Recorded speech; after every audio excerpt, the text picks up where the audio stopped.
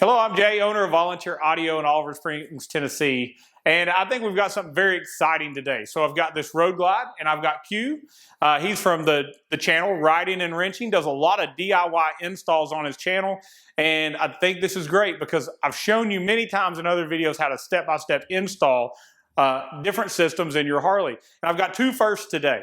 First off, I've got Q, and this will be his first time doing it, which is awesome because I love someone that's not done it before, so we can go maybe a little bit more in depth on the install. It's also going to be our first install that we videoed doing a complete Precision Power Soundstream install. So we're going to be using the new HDHU14 radio, bring this bike into the future, give it some Apple CarPlay and Android Auto. It looks like the GTS radio from Harley. It's really going to make it look better, but at the same time, we got to make it sound better too. So we're going to use the Precision Power completely plug-and-play amplifier system. So we're going to show you how easy this is to install, go step-by-step on how to put it in. Q's going to show you how easy it is to put it in. We're also going to upgrade the front speakers and the rear tour pack speakers to 6.5-inch Precision Power speakers. And we're going to do the cut kits. We're actually going to cut in adapters in the lids, install 6x9s, show you how to properly wire that, and show you just how easy it is to put an amazing system in your Harley and go step-by-step. So I'm excited. I think it's going to be really, really nice, and I hope you hang out and watch the rest of the video.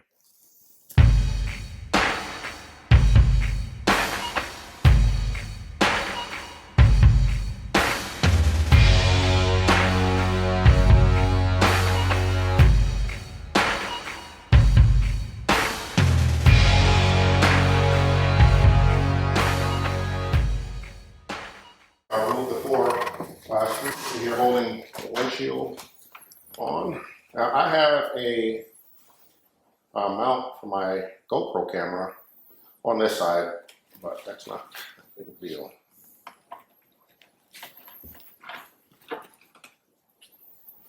I love this. You like the idea of that, huh?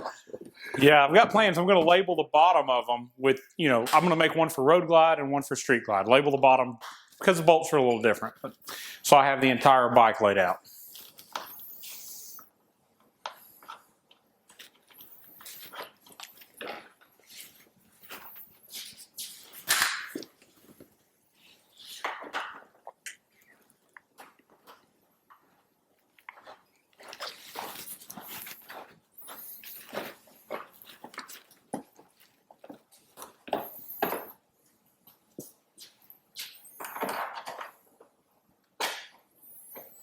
That's the same mount that Traveling Tall's actually got on his windshield area too.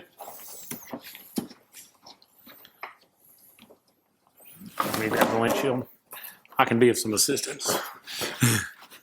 Oh, I set it back here.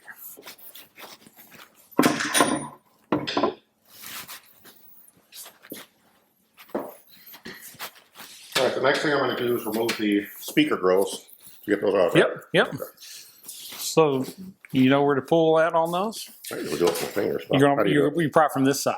So the inside toward the speedometer area side of the grill.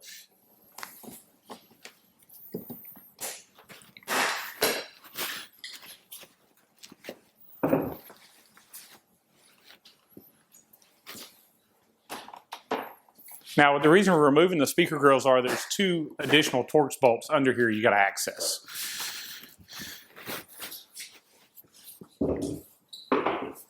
All right, do you have to remove this all the way out to remove this? Looks like you probably do. Actually, I do, and that's smaller. Smaller.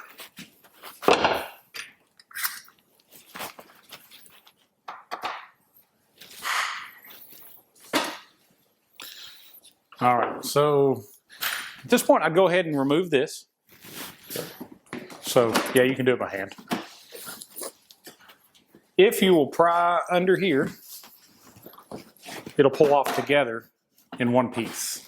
And we do see quite often this is the case, that they're in two pieces already. Okay. But just makes it where you just have that one movement.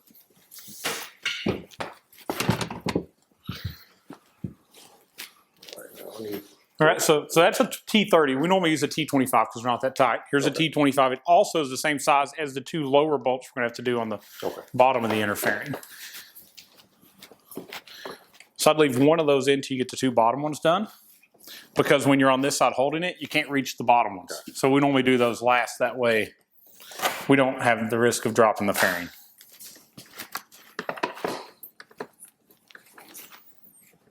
We're going to go ahead and unplug each one of your lights. Okay. We'll plug those back in here in a little while. And you only remove the very bottom torque screw on each side, even though there's two. Only the bottom one holds the outer fairing in. Oh, really? Yeah, the upper one just holds the little wind deflector. Well, in that case, that one's missing anyway. So, Sometimes that's the case. oh, So yeah, remove the one on the other side, then the fairing should just slide forward. We're going to go ahead and unplug. I'm going to unplug the marker light on each side here. okay.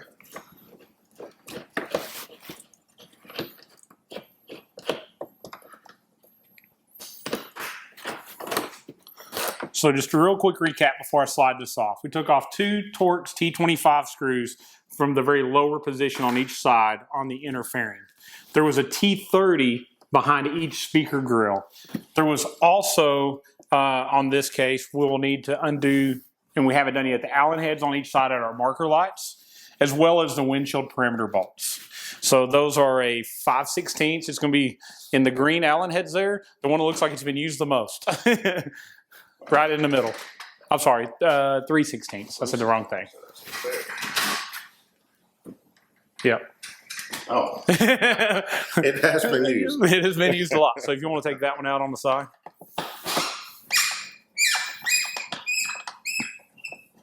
Now, quite often we see people have actually swapped the bolt that's holding the side marker light on. Is the same bolt thread that goes in, or pitch that goes in at the speaker.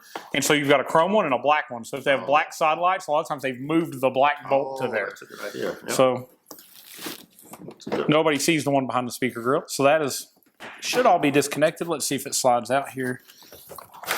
Did you remove the lower screw? I get it. Oh, I did not. Yeah. It's going to be a Torx. So that screwdriver there.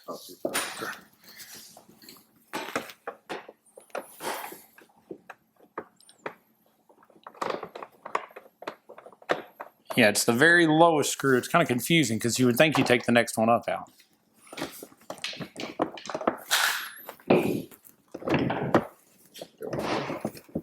That one's off, right? There we go. So we are disconnected on your fairing. We're going to set it somewhere safe. I think the next step we're going to do is let's go ahead and we'll remove the headlight. Okay. And then we'll remove the radio. Gotcha. So again, back to our 3/16. Okay. Should have 4 of those on the headlight, 2 on the top, 2 on the bottom. Let's go ahead. We got a little bit ahead of ourselves. I'm going to put a fender protector on before we pull anything out of there, just in case something were to fall. We don't want to dent up this fender. It would just blend in with the other stuff. And it might, but we don't want any new ones. Well, I definitely think you should ride your bike. Some of these bikes are absolutely perfect and have 0 miles on them. Oh, no, and that's a lot of expense. Don't save it for the next owner. I got a buddy that has a 57 Chevy convertible, and it is amazing how beautiful it is, but he doesn't drive it. He's had it for probably a couple of decades and put about 12, 13 miles on it, taking it on and off the trailer. And I told him that as soon as he dies, his kids are going on a ride and they're going to drink. They're probably just going to sell it to somebody. Thanks, Dad. Car.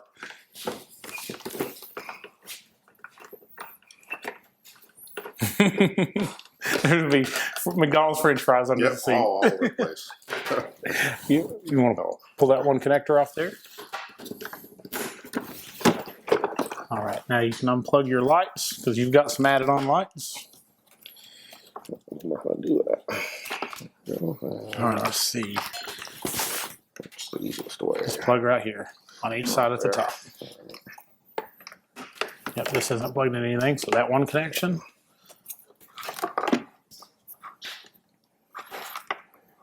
All right, so the headlight is out of the way. So I want to make a comment here while we're here.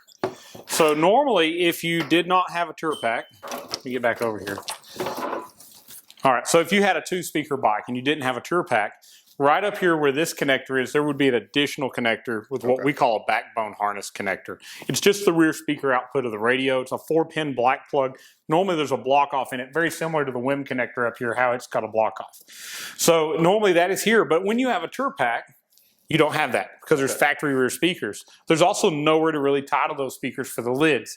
So if you let us know when you order your kit that you want to add lid speakers and you have a tour pack, we add that backbone harness connector onto the amp. Okay. So we have a good place just to plug in our rear speaker wires to make it completely plug and play. Okay. All right, so next step, let's unplug the radio, unbolt the radio, and lift it out here. Okay. So I haven't done this a lot, so I like to take pictures of how everything looks before you start disconnecting everything. I found them to be, they make them idiot proof. They only plug in one place. They place. only go in one place, but still, there's a lot of things back here, and my memory's not that great. So take some pictures along the way. So one thing to take into account, there's a GPS antenna on here. And if there was a Sirius XM antenna, those two antennas would not be used on this install. Okay. Because we're changing the radio, and it's going to use the GPS sensor inside your phone to do Apple Maps, Google Maps, and Waze. So there is no GPS in here. Okay. So when you remove the radio, go ahead and take that out because you're probably going to sell the radio. Most people do, and you'll need that to go with it. Gotcha. It also cleans up, makes it look a little better in here. And once we get the radio out, we will be transferring this bracket to our new radio. Gotcha. Now the radio connector is a little weird. So it is a kind of like a lever. So you push a little button in, and then you rotate. Once you've pushed into a little release, you rotate it, and it comes off. Okay. And it'll be the exact same connector on our amp because this thing is completely plug and play. So we use the same style connection. Gotcha. So next step would be just take the 4 bolts out and lift the radio out of the way. All right, and that's... Nothing else is connected to the radio anywhere. So, nope. These 4 right here. The 4 on each side of the radio. Okay.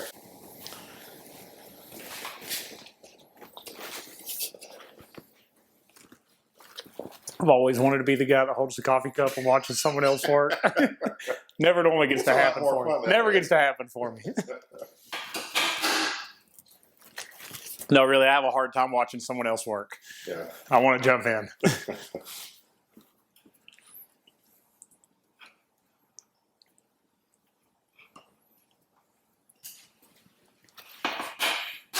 So we're going to reuse these 4 bolts when we put the new radio in. Okay. But inside the radio packaging comes 4 little oscillator bushings. You'll notice from the factory, each one of those bolts, when you pull it out, there's a little rubber, looks like a grommet down in there. And it just isolates the fact that we have an aluminum chassis on the radio and a stainless screw. Okay. And if they touch each other, they corrode. Oh. So they put a little plastic bushing in there to keep those from touching.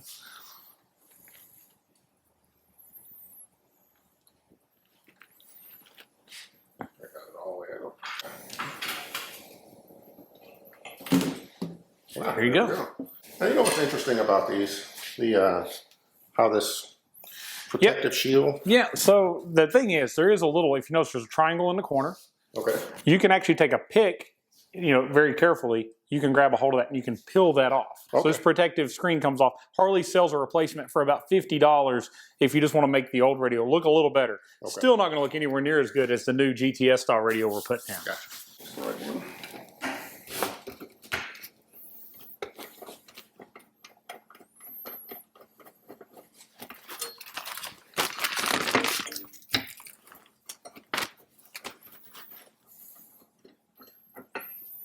I'm still waiting for us to use the fun tools. When does the blowtorch come into this?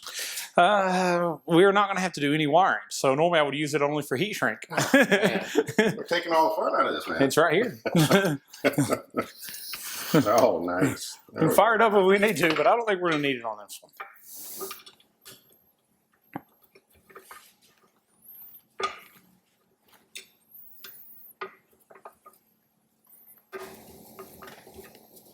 There we go. All right, so that's swapped over. We're not going to put it back in yet because we're going to go ahead and remove the front speaker pods. It's not a hard task. Okay, so what are we going to do next? What's next? All right, so we're going to pull each one of the front speaker pods off. So we're going to remove the 3 3/16 Allen heads down the side of the pod, the 2 on the top, unplug it, and then set them off to the side. Okay. We're going to do These this. two guys here? Yep, those 2 there and the 3 down the side. We're going to do that on both sides. Okay. That's going to give us access to see where we're going to bolt our amp plate in. Okay. And while we have them off, we'll put the speakers in and then we'll bolt them back on. So, These came. yes, sir.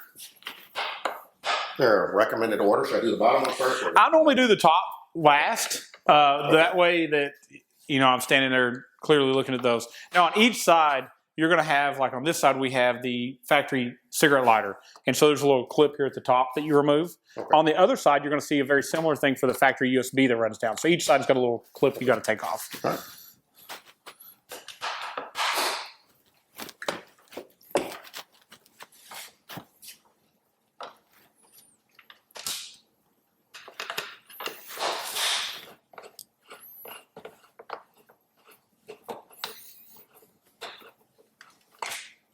One, two, and The third one's up there, yep. We'll get a better view when we're on the other side.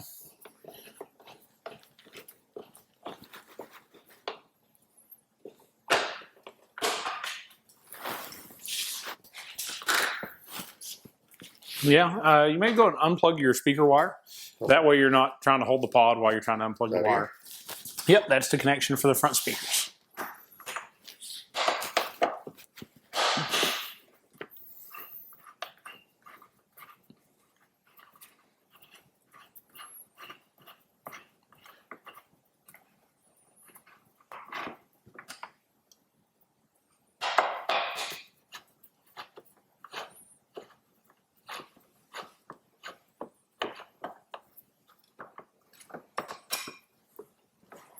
All right, so your speaker pod is loose.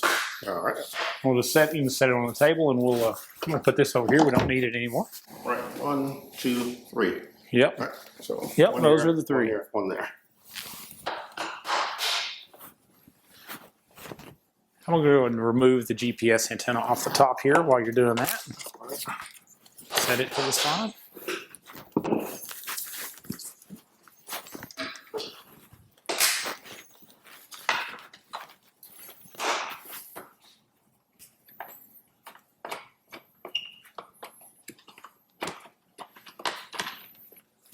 Now I'm going to remove the 2 screws on top. I'm just here for moral support.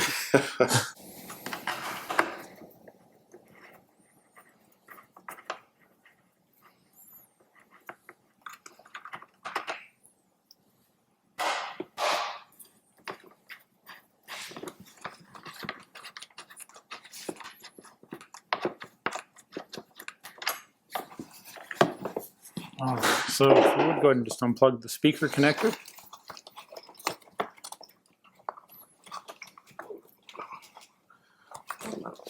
It's kind of hid under there for me. Oh, there it is. All right, you set that over there as well. All right, so we're going to take the seat off, and fortunately I've got the little thumb screw in here, but man, I was looking in your garage, I saw those little blocks on there. I like that. Yeah. Don't worry about my seat. Yeah, it's more important if you know, anybody could steal any seat of any type. The big thing is after they steal your seat, if they steal your ECM. Because they steal the computer, now your bike won't go, and that's a lot more money. Okay. And there are people actually stealing the seat and stealing the computer. So,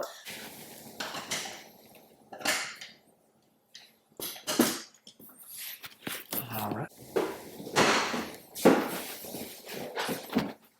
All right, so as far as, let's talk about what there is to take the gas tank off. So this is a pretty simple thing. I'm sure you're going to see even more simple as you watch it. There's a little vent that's going to be pulled up from the side. There is a fuel return line on this side, and then there is a couple electrical connections that have to be unplugged. There's also a quick disconnect fuel line and a total of 4 13mm bolts. While you're here, I'm going to have you go and take the 2 out for the battery tray, though, because we're going to do that next. Okay. It's the same tool. So while we're doing it, but there's 2 at the base of the gas tank, and there's 1 on each side up at the front. In this case, you've got some covers on it and some little vents, but I'll let you start taking it apart. All right. Okay, I gotta get one of these. Oh, yeah.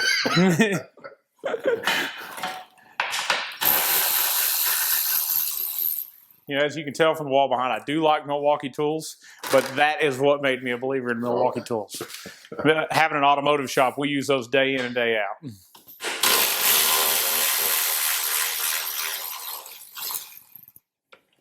Oh, this is amazing.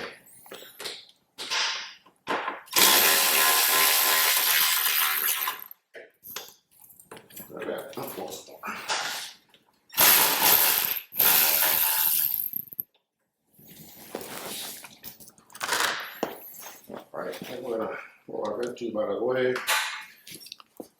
Oops, beat up the new radio already.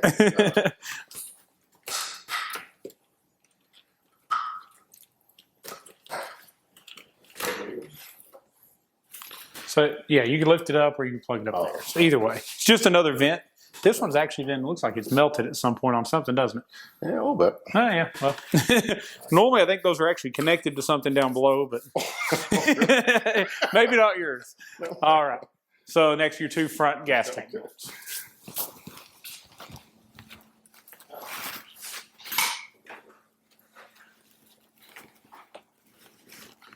So do you have a full tank of gas? I don't know.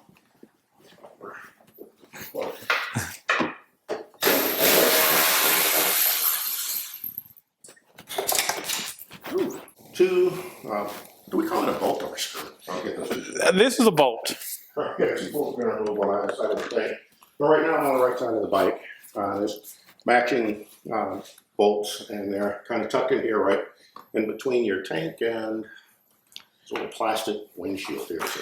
Yeah, it's a lot easier to see when you don't have lowers. So those little plastic pieces you have there, they just pull off. They just clip into that lower bar. So a lot of times if you'll unclip that and remove it, it makes it much easier on you. So let me just go ahead and remove this part real quick. Because if you notice, it does clip into place normally. Huh, yours was a little tighter than most, but yeah, there we go. So this simply just snaps around that bolt and around the bar. So that's going to give you a little bit more room. And if you'll just come straight up through here, you should be able to get it. You're not going to be exactly straight onto the bolt, but they're not normally so tight that you can't hit the button, take it out.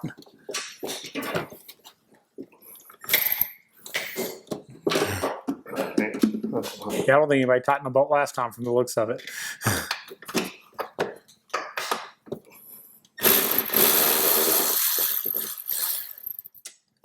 There you go. All right, so next step, we're going to be removing the fuel line from the bottom of the tank. There's a little chrome sleeve. All you do is lift that sleeve up. Once you lift it up, it's going to disconnect the line, and the line's just going to come loose and come down. So you lift up on the sleeve and then kind of wiggle the bottom connector. You may want to do this before we unbolt the gas tank next time. All right, there we Did it go. come loose? Yep. All right, good deal.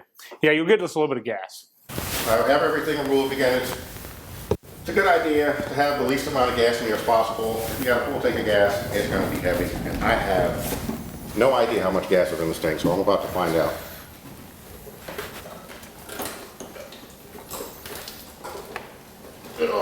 Oh yeah, there's a lot of gas in there. All right. There we go. Gas tank removed. All right, so now we've got a great view of the backbone of the bike. So this is where Harley ran all the wiring. It is definitely the best place for us to run our wiring as well. I'm glad you had to lift that, not me. So the next step is we're going to take the cover off of the backbone. So factory, normally you're going to see either some zip ties around it, maybe some of this, we call it Tessa tape. That's the automotive grade tape securing it. This one appears like it's been off before because somebody's already done this, took it off. But keep in mind at the end that you put this piece back on. So many times this is missing because it's just not thought of. It's over on the counter and the next day, oh, where'd that come from? So I got you a little screwdriver so you can unclip the plastic clips on each side. Okay. And how do you just push them in like that? So normally if I was going to use this little screwdriver, I'm going to go in next to it. Okay. And then I'm going to pry it. Okay. All right. So you could use a little larger screwdriver as well, but that one goes in beside it and just pries out a little bit. There's quite a few there in the front.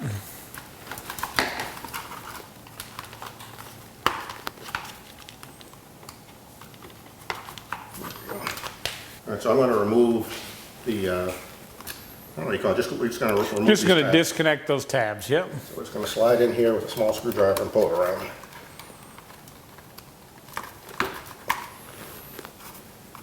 You got.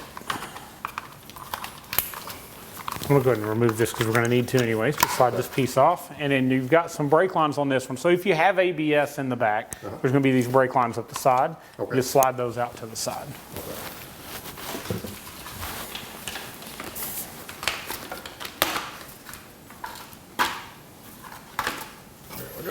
All right, so now this will scare you to death. A whole bunch of wiring in here from the factory, but that is the correct place to run our wiring too. So now that we've got that exposed, we're going to run both a backbone harness. Now if you were doing a 4-speaker system and you're not doing the lids, the rear speaker wire's already run. You don't have to run the backbone harness. If you only have fronts or you're adding lid speakers, you're going to be running this speaker wire new as well.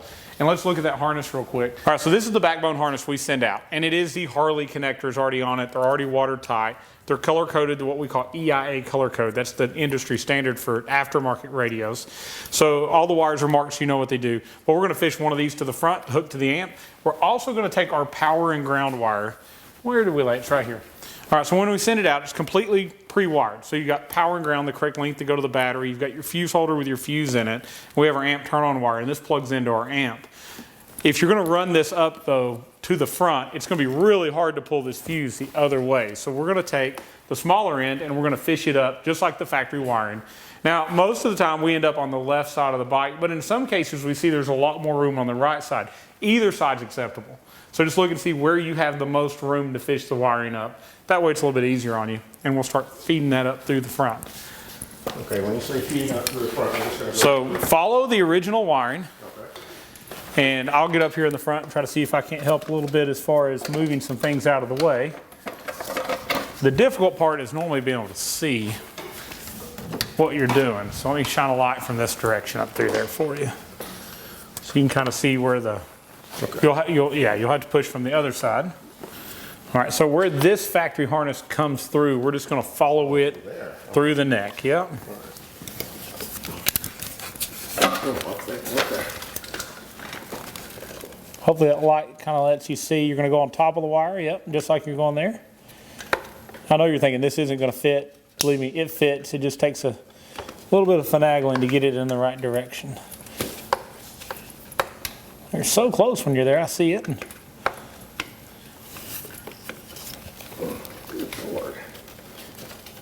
Oh, now, yeah, you just made a little bit more room there. So try to stand it up vertically so that it's more like this. Okay. You got a little bit more room for it to go.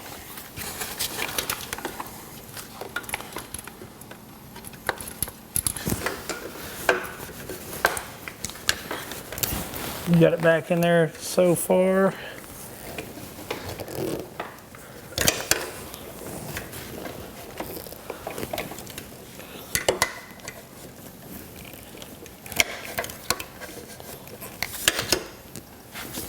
It's a little hard to see what we're doing.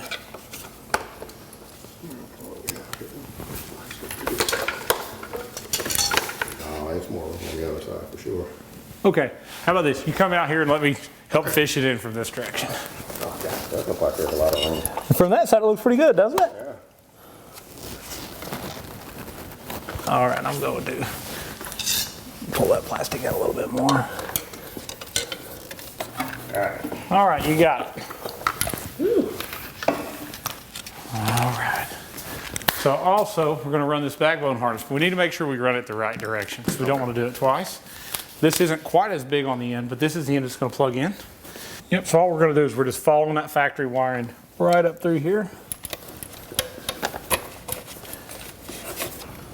All right, so there's a little bitty blue wire. Go ahead and pull it up to the front too. See that? Yep. Good, good, good.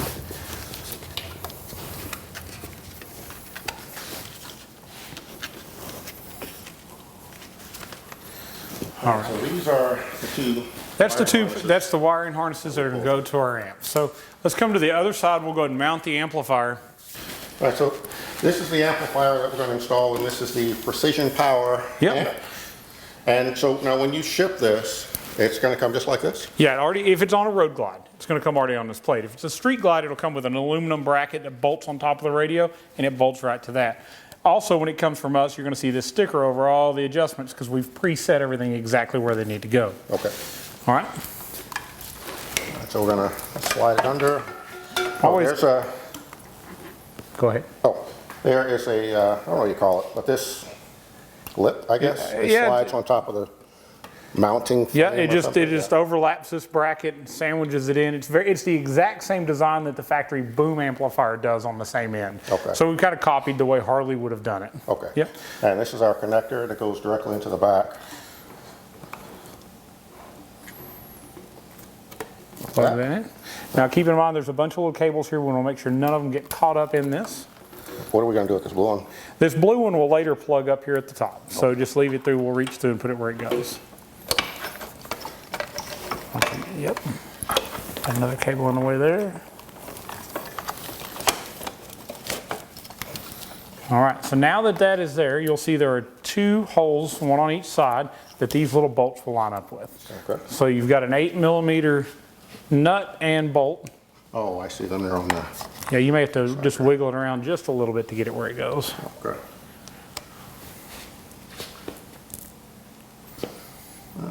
Which way do you go? This way or I don't think either way matters. Okay. Whichever one works better for you.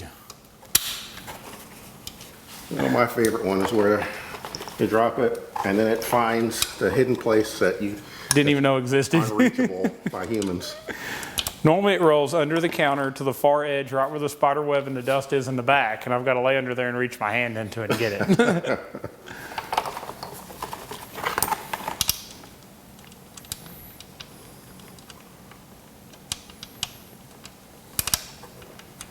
Oh, come on.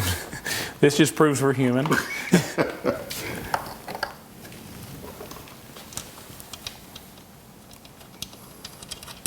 There we go. So once you get both of those in, I've got you an 8mm wrench here. I've got a ratcheting wrench and a stationary wrench. So. I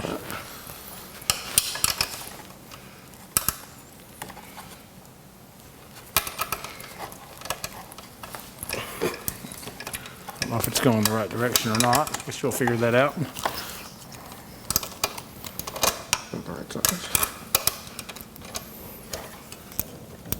Going the wrong way. Flip it over. Ah, okay. All right.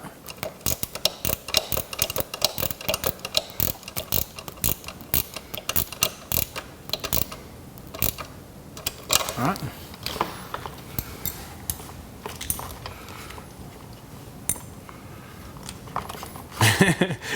These wires always get right in the way.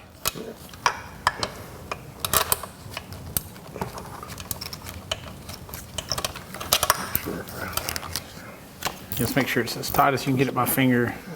It should work.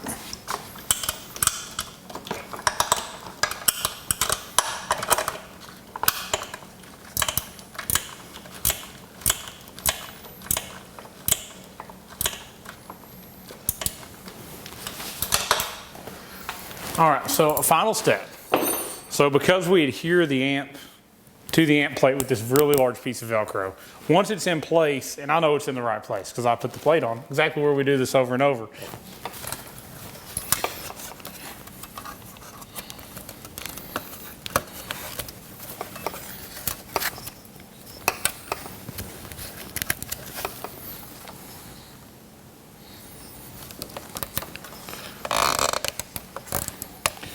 All right, so there's a couple scenarios in which we use this amp. Sometimes people are actually leaving the factory radio in, especially if they have the GTS radio. So this particular connector for the amp turn on is actually designed that if you were to run it under here, it would plug right into this accessory connector, which is currently used for the cigarette lighter, but you can also go to the other side and you'll see that there's another connector like this on this side as well. Let's see where it ended up in the middle of our taking our harness off. It's on. Oh, you cut it off. Okay. So normally, when people haven't cut it off, there's a connector here that it would plug into. Now the good thing is, in what we're doing today, we're using the Soundstream radio. So we have the new radio, and on our radio harness, when we plug it in, we have the mating connector that plugs in here. But if you had your factory radio in place, there are 2 of these, one on each side, and this simply plugs into the other one. Okay. Now, if you ended up needing a second one, there are many, many companies that sell basically just a T. Plugs into the factory one, gives you 2 ports or 3 ports and so on. So we've got it designed, if you're using factory radio, plugs into the factory accessory port. If you're using our aftermarket radio, this radio can actually control the timing when the amp turns on and off. Gives us less likely to get a pop when it comes on or cuts off. So we're just going to route this around where later we can plug it into that harness. So all of that fits very, very nice. You don't want to forget on this particular install, and like I said earlier, if you had no Tourpack speakers, there would be this connector already in the fairing. It would be up here with this additional connector. It's the same look because we added the same connector to it. And we just want to connect those rear speakers. That backbone harness plugs in. So as you see, so far, You've not done any real wiring. We've just plugged things in, we've routed things. All right, I have 4 screws here that I'm going to remove.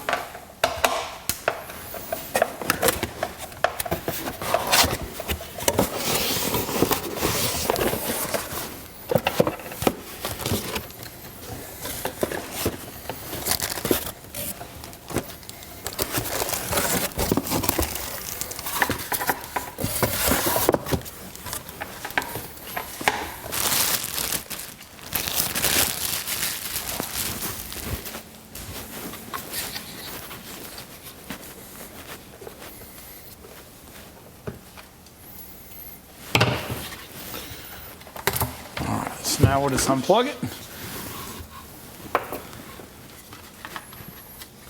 Tabs on there.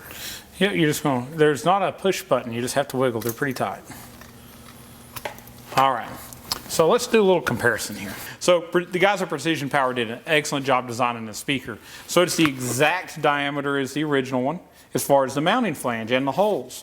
But if you notice, Harley actually put a 5 1/4 inch speaker and used a 6 1/2 inch flange. Oh, so wow, the speaker is actually substantially larger. Okay. Our tweeter is still completely waterproof. It's got this gasket around it so water can't get through to the back of the speaker. We're using a neodymium magnet. So Harley used a neodymium magnet, but I want to show you something. This is a metal wall, and it won't even stick to the wall because the magnet is so weak. Okay. We do have a really strong neodymium magnet on the back of our new Precision Power speaker. And one other thing, because it's meant for Harley, they put the correct terminals on. Gotcha. You can't mess this up because your negative terminal is the bigger terminal, so the positive one won't go in the wrong place. Gotcha. So you can't mess this up. So it's really nice that they do that. Yeah, it's idiot proof on putting the speakers in. Gotcha. Also, there's no logo on the front, so we don't really have to worry about which direction we put it, which I like that too, because so many times you're on the counter and you're going, where did that logo need to go?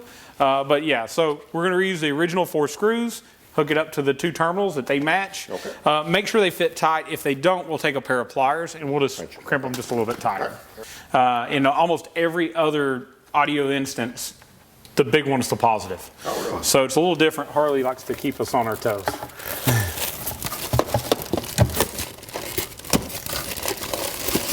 Now I want to talk about one other thing while we're at this point. So inside the box, when you get your Precision Power speakers, it's going to come with a couple like crossovers. They call them tunes. When you plug this in, and it says to use it on 14 and up when you have a sealed pod, it's supposed to change it to make it sound better in the pod. Okay. Now from my experience, I personally like the way it sounds better without it. So I wanted you to know, I didn't forget to install this. Okay. We purposely did not install it because we're using our amp and we've set all of our crossovers correctly in the amp. This is not going to be necessary. Okay. So I just wanted to make sure that I touched on that. Somebody's going to say, you forgot to install it. Well, we didn't forget. We meant to not install it. Those terminals fit pretty tight? Yep.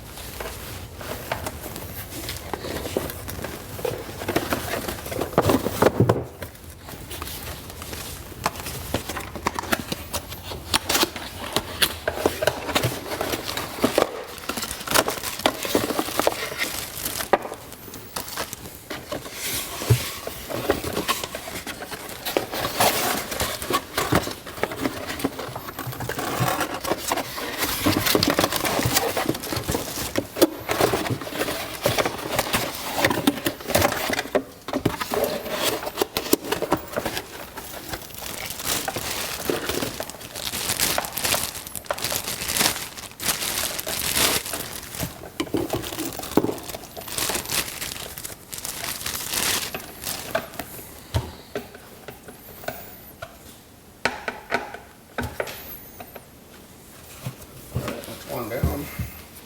All right, so I got you another speaker ready, but I want to take just a minute and talk about grills too, because a lot of the Harley speaker brands that we sell, they don't come with grills. Precision Power not only has a really nice speaker at a really nice price point, instead of having to use that original grill, they send new Road Glide grills. Oh, nice. I think they're a better looking grill, not only do they send you grills with their logos on it, but it comes with the gaskets installed, all the clips are installed, so it's as simple as just snapping it back in. Now, I know not everybody rides a Road Glide, right? Some people have Street Glides, some people have other bikes, but it comes also with the Street Glide grills. Gotcha. And it comes with our Tour Pack grills. So we'll probably end up using these in the back on the Tour Pack at the end. And then everything's gonna match. Same mesh, same mesh. Our 6x9s use that same mesh. So everything has a really good, clean look. It looks like it belongs. Yeah, that's So neodymium magnets are very lightweight. If we compared them to strontium magnets, they're about a 40th of the weight to equal the same amount of magnetic power. Okay. So even though it is heavier, it is super light compared to some of your cheaper speakers that use the strontium magnets. Okay. And we do that for handling because you don't want a lot of weight up high in the bike. Right. The more weight we add, the worse it's going to handle. Right. A lot of the competition bikes that compete in these audio competitions, they've got so much weight on the bike, they're really not even rideable anymore. Oh, wow. Okay. Okay.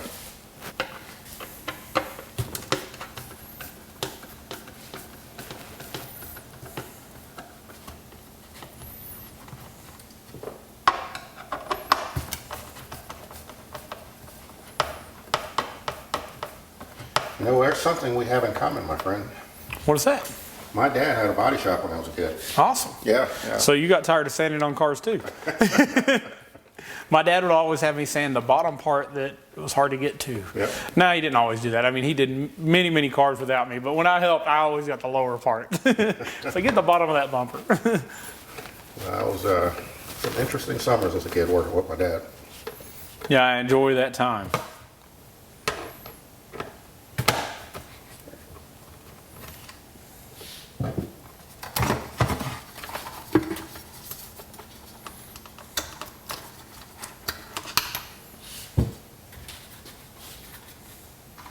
So we have our two connectors. One is larger than the other, so it's idiot proof. And the black one is the bigger one, so we're just going to slide it on.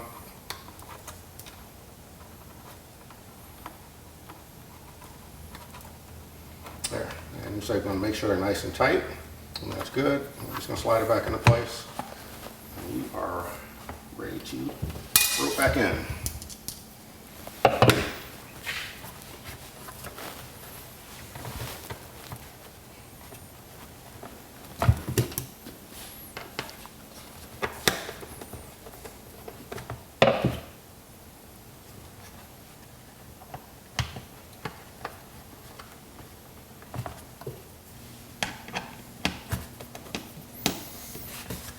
I like using hand tools, especially when we're doing something like this where you're going into plastic, because you could easily strip that out with a drill.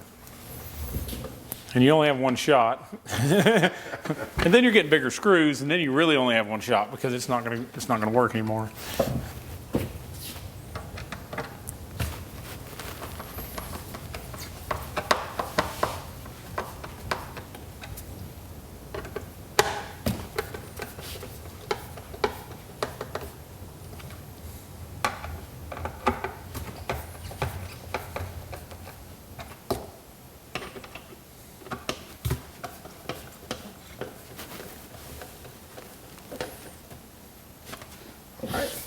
All set.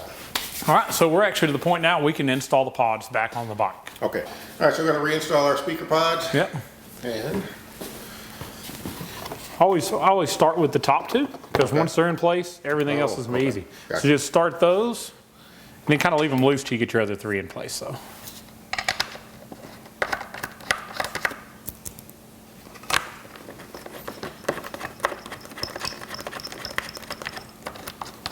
There we go, can't fall anywhere. Now, when you came in here, we did not undo this connection, but if you look at your USB cord, at some point it's been unplugged. There is a little clip on it that is supposed to go to the top of the pod. oh, I may have disconnected it and I did my Didn't realize it? Yep. So normally we would put it back in place. So I'll go ahead and snap it back in there. But it just keeps it from fluttering on the speaker. We don't want it to make a weird noise and think we have a bad speaker and it's just a cable in the wrong place.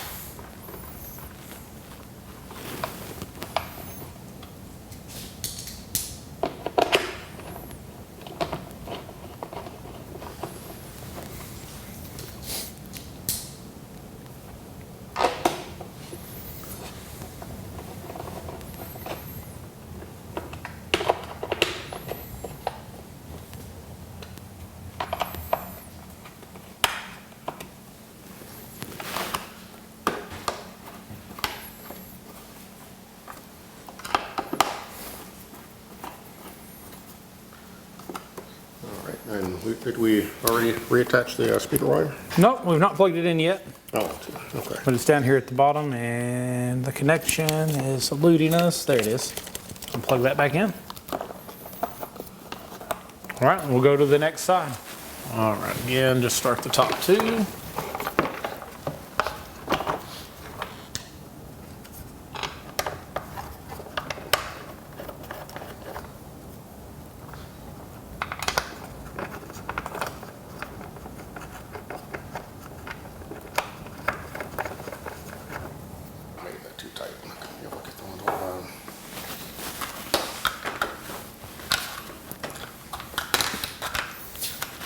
Thanks, sir.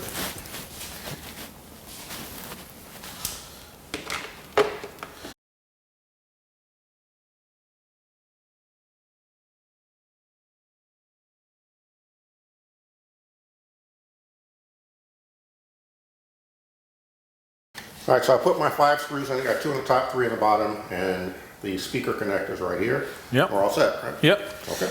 All right, so I guess we will go ahead and set the radio back in for now.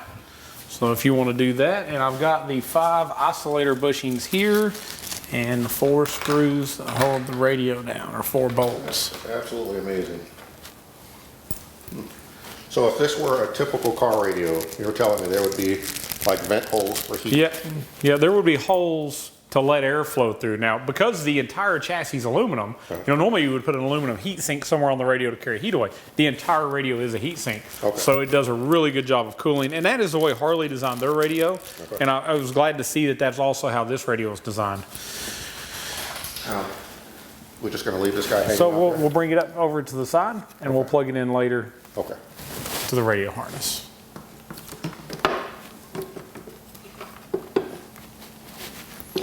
Just kind of push it down where it goes. So what are we doing now? All right, so we have these 4 oscillator bushings and 4 bolts. So we'll just put one of those on each bolt, and then you'll press it down with the Allen tool. Oh, for you. Thanks, sir. Those bushings are pretty tight, so we just start them on the bolt and then push it down with the tool so into it. These are, so we're going to slide each one onto the screw? One on each bolt. And then they fit the whole size perfectly on the radio as well. The radio goes in one place. There's no adjustment forward or backwards. And that's why I mentioned that about any gaps in the radio that you see were there originally, because there is no adjustment to this. Now yours looks like it's going to be pretty tight, but on the Street Glide specifically, we see a lot more gaps around the radio because of the fairing design. Warps a little more. So are you saying that the Road Glide is better than the Street Glide? Because that's what I'm hearing. I did not say that. I did not say that. But I do prefer to work on the Road Glides. Because the Road Glide's better? Because it's easier. No, I see so many beautiful bikes. I'm in love with them all the time. Funny thing is, I have a Street Glide now. So Okay, yeah. Street Glide and a Road Glide. All right, so we're gonna. So I got the. Yep. Get them all the way down. So just stick each one in the bolt, and you should be able to just push down because it doesn't really thread down yet.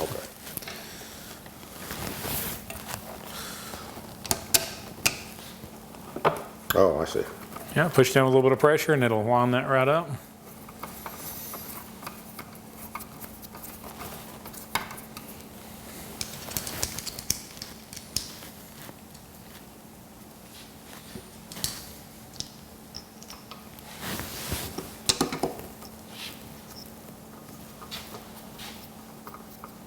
And tell me again, so the isolator, what's the purpose of that? What does that do? It does center the bolt in the hole, Okay. but it also, we have an aluminum chassis, we have a stainless bolt. And when you have 2 opposing metals like that, they create like an oxidation. There's a reaction that happens between those 2 metals. Harley does this from the factory. If you look at your original radio, and Soundstream has done it as well in theirs. So this is definitely a step we don't want to skip. Well, it's one of those things, I'm not sure what the repercussions are, but I just go ahead and do it the way that I was told to do it. Gotcha. Understood. I hope it's the right way. We also know not to put our hand in fire for some reason. Yeah. Got it.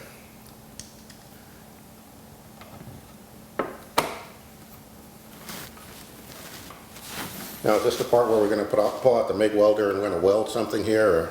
Yeah. Nice. No.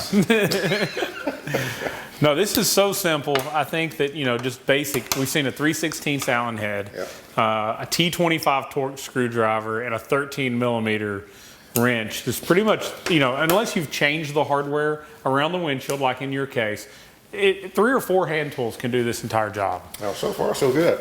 Yep. So radio's bolted in. All right. All right. So we'll just continue with the radio. Why not? We're going to do the backbone here in a minute. But okay. So this is the T-harness that comes shipped with the radio. It's very nice because it uses the factory Harley connectors. If you were not doing the amp, you would simply plug in the factory Harley plug on this end. Okay. This would plug into the radio, and you'd tuck that wiring up. Now, in this case, we're adding our amplifier, which has an additional set of these. So we're going to have a total of 2 harnesses. Now, if you buy it from Volunteer Audio, we do things a little differently. We always try to take an extra step to make the process smooth and enjoyable, because if you get frustrated at home, you're not going to be happy with me. Right. So also on this harness, it's going to come from us plugged in with our thumb control module. But it also has that connector we needed for our amp turn on. Gotcha. So let's go ahead and we'll go ahead and plug this one in next. So it's going to plug in just like the factory connector did. So it's going to go in and then that's going to turn. Yep. Very, very simple. Now, one other thing to keep in mind is this is our thumb control module. This makes the radio turn on. This makes our thumb controls work properly. And if water gets in this, it's going to act up till it dries out. This is not water sealed like the radio. Now, we don't expect a lot of water in the fairing. We normally try to mount this in a higher location, because if you were to just hang it down, then water, if it does get in here, is just going to follow the wiring into it. So when we get to that point, I just want to take a second and mention that we want to make sure that it's in a position that it's not hanging low, it's not going to fill full of water. So this one. All right. Not yet. So like without an amp, that would be the next step. So we're going to look inside. You're going to see you have some larger terminals on one side. We're going to line those up properly. And we're going to now connect our amp connector in. And then this connector plugs into the original connector. So we have a couple steps here. The good thing is on a road glide, here we talked about road glides again and the good things, right? There's a lot of room underneath where this amplifier is behind the headlight. So all this seemingly large amount of wiring that we have can actually be positioned up in here behind the headlight and can be zip tied and secured in here cleanly, and then the headlight reinstalled. So we've got a lot of room. So even though it looks like there's a lot of wiring here, there's a lot of area to put it. So we'll clean that up toward the end. We do have a few more things to connect. So let's go ahead and connect your FM antenna and make sure we plug in our USB back on the back of the radio.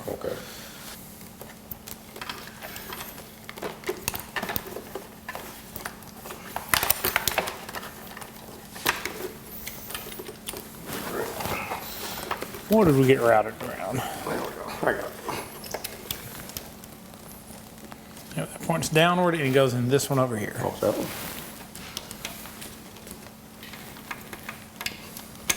Yep.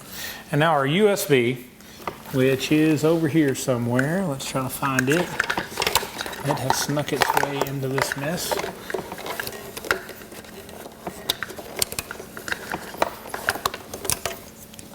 So that is going to plug in, the clip on it points upward. So let's take a second to talk about this USB. This is a very proprietary USB connection. It's only available at Harley.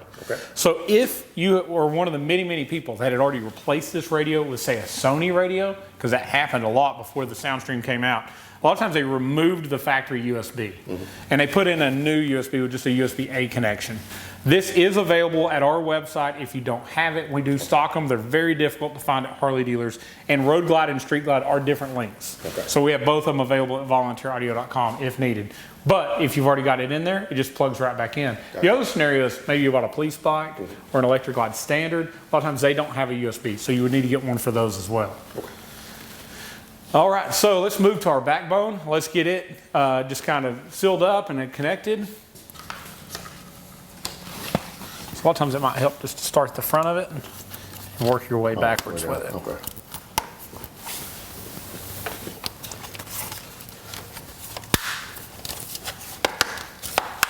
So our front is started.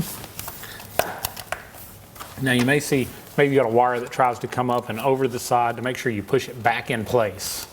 Because if it's not where it's supposed to go, it's going to get pinched. There's a wire here right on the side. I just want to push it over a little.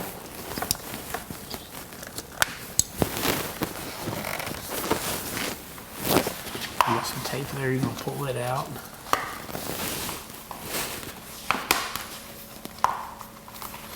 Sometimes, say, it's helpful if you move some of the factory wires over just a little bit to make room for the new wire to fall in. Because if they're just stacked right on top of each other, they're going to take up a lot of room.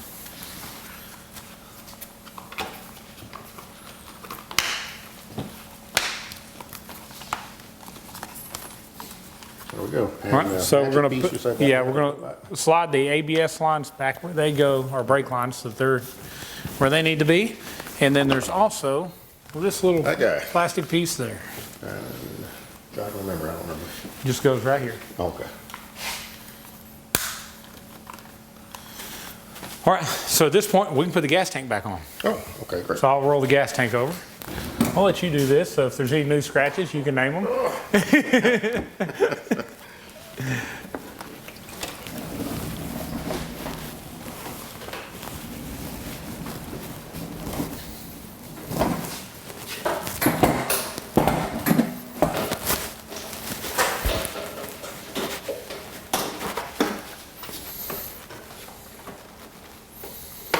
All right, so as you pull those bolts down, it's going to pull that down. Okay.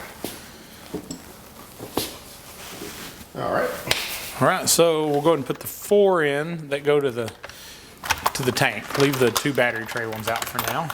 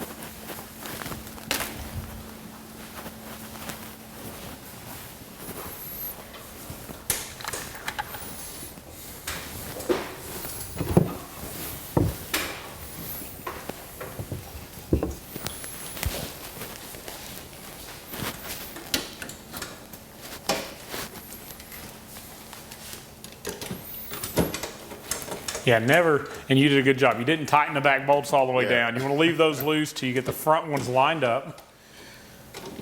Makes it much easier that way. In this case, it's a little difficult to see what you're doing.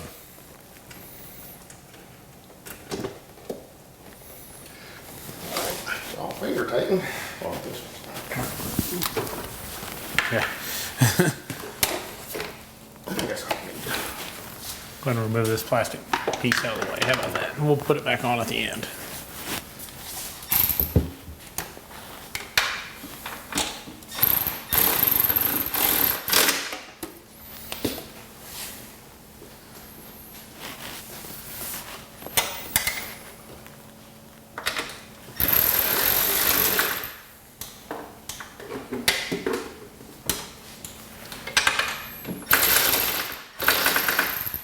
It's a little hard to get on straight. Would an extension help a little bit? Yeah, an extension would help a little bit. Let's see here. Is that one too long? I'll see.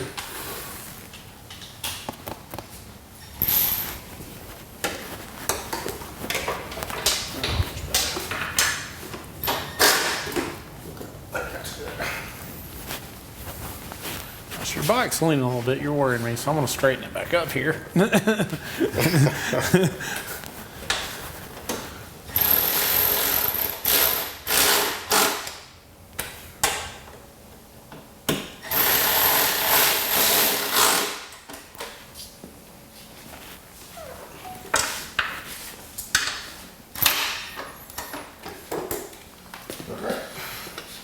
All right, so there's not really any reason yet to connect these. We'll wait till after we've pulled the battery tray up, because we're going to have to get down to the battery next and connect these. And I don't care what order you do it, but we've got to connect the fuel line, and you got a couple of covers to go over the front bolts. Okay, actually it's just one. All right, reattaching the fuel line is pretty simple.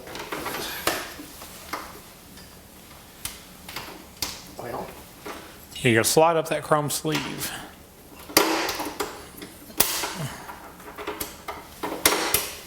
There you go. So you lift the little sleeve up, and then once you push up, it'll fall back down into place and locks it in. At the same time, it makes a good connection. Every now and then you see one that'll leak afterwards, but Harley does sell a rebuild kit to put new O-rings in that if it does. So you said we're gonna... Yeah, what we're gonna do is, a lot of times we'll unclip the computer first. Oh, okay. So it just clips out of the way. Next to that, you've got to undo the additional electrical connectors off of this so we can get it out enough to get to our battery connections.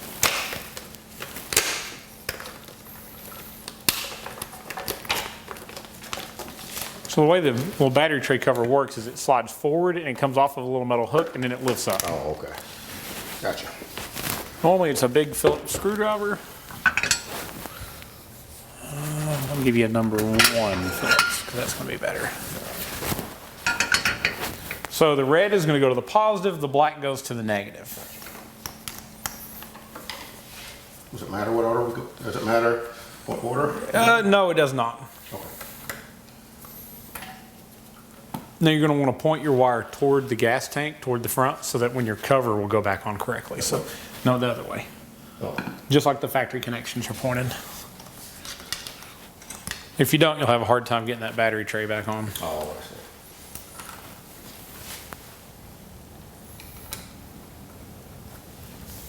Now, if you have a CVO or something with a security system on it, as soon as you disconnect those cables, it starts screaming at you a high-pitched tone.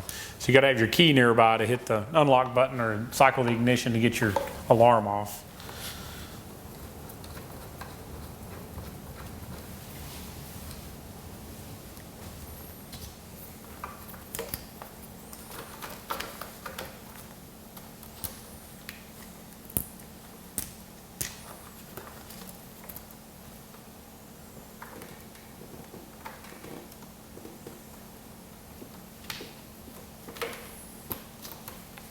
It'll be normal to see a little bit of a spark when you first connect your amp up the first time because it's going to power up the capacitors in the amp.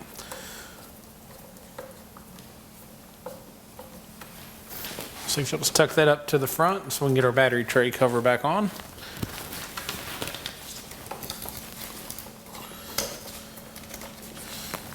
Because when you look at this tray, you find out there's this hole, and we're going right over top of this piece of metal and dropping it under it. That's what's actually securing it in.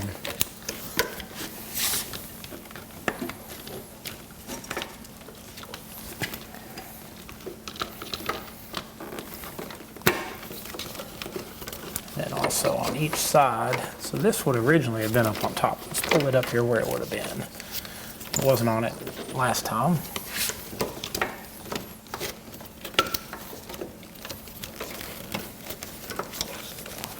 So what we're fighting, this part right here has to drop beside the battery or it's going to fight you trying to get your tray on.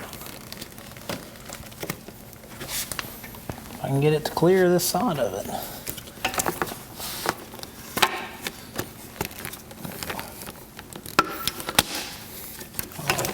So now we're back on. This wasn't there, I don't think, when you started, but it slides onto this location there.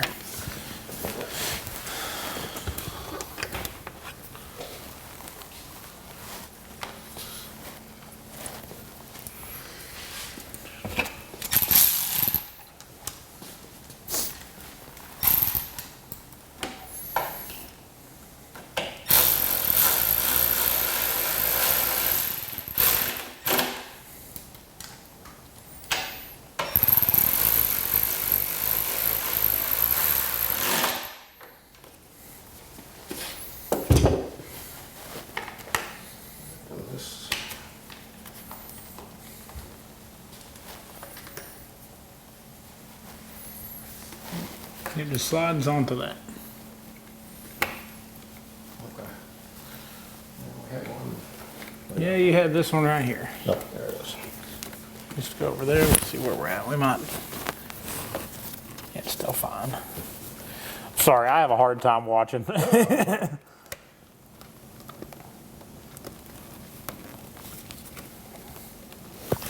right, so now you can make you put your PCM back, or ECM back, whatever you want to call it, powertrain control, engine control. So you should have just, it slides underneath that and it clips.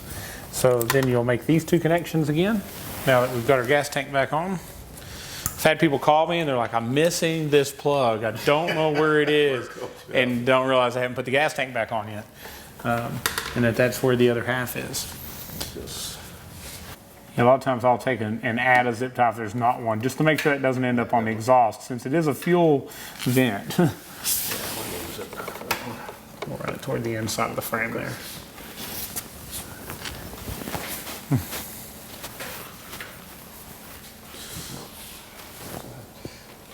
Take a look at that. Yeah, that has been rubbed on or melted on something, looks like. Yeah.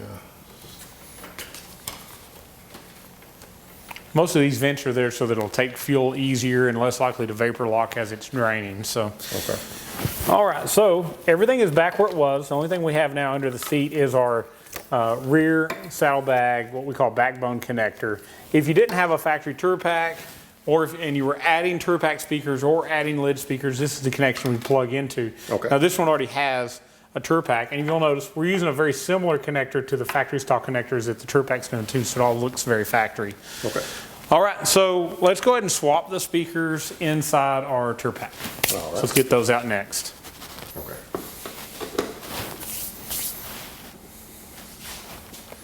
We're going to reuse these screws? No, we're not going to reuse these screws, and we're not going to reuse the grommets that are underneath it either. So we'll go over that here in a second when you get it off, the way that works. And we've got new grills, and I think the new grills look a lot better than the factory grills, especially if they get a little age on the old ones.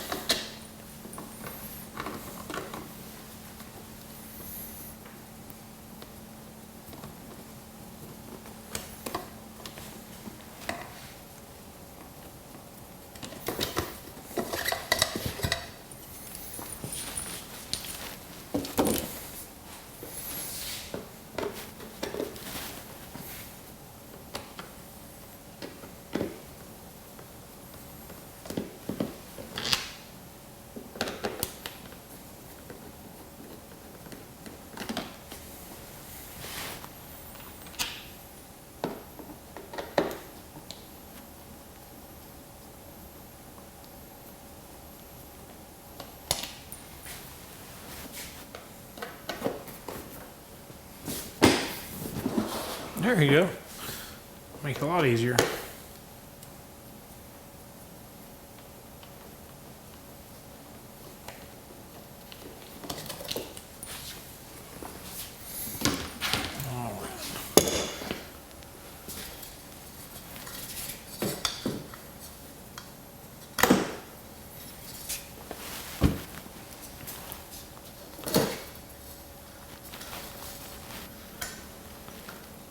Now, if I'm a betting man, our new speaker's going to have a much better bigger magnet. So we're going to do the same speaker we did in the front. Okay. So we're going to have the same connections. But here's something I do want to take a second and talk about. So you'll notice what the original screws went into. It's just a little piece of rubber, and it's threaded on the backside. And as the bolt tightens into it, it pulls it forward and it just kind of swells it in place. Okay. Now, we've all heard of somebody losing a bag going down the road from the little quarter turns it used to be in. I have had many people comment and reach out to me that they've lost one of these speakers due to this way of adhering it. So you got to be real careful when you put these in to make sure that they're tight, but even then they tend to pull out from the new speaker. New speaker's got more bass, there's more vibration, so we don't want that to happen. So we generally remove these. You can even leave them in place. What we're going to end up doing though is we're going to take our speaker and we're going to clock it slightly one way or the other past it, and we're going to go with our screws straight into this plastic. Okay. And I've never seen a speaker come out that way. I mean, don't strip it out. Right, you know, right. We'll use a drill for that because we are going to go into it, but it is thick enough plastic that there's no need to put a clip behind it. Gotcha. All right. Another thing to take into account when we put our speakers in are there's some bolts on this side, there's some controls, and you'll probably see that if you rotate the speaker a certain way, you'll clear those with the speaker terminals. Okay. So it'll fit better. Let's get our new speakers out and we'll make another comparison of that and look at our grills for them.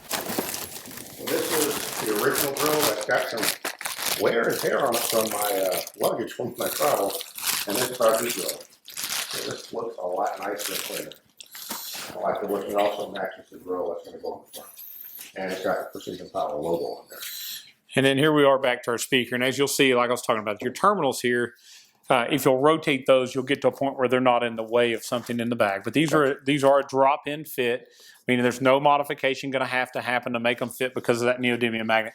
But such a bigger magnet, such a bigger speaker. Even the front of the speaker is a true 6.5 instead of a 5 1/4. So we're going to get a lot better sound out of it than the old ones, and they're going to hopefully last a much longer time. Okay. So so the way the grill works, you pop the front out, and the speaker goes into the grill. Okay. So we want to make sure that we line this up as we go in, or we're going to be doing this twice. I do a lot of things twice, so try to limit that. And let me pull some screws out of here as far as hardware.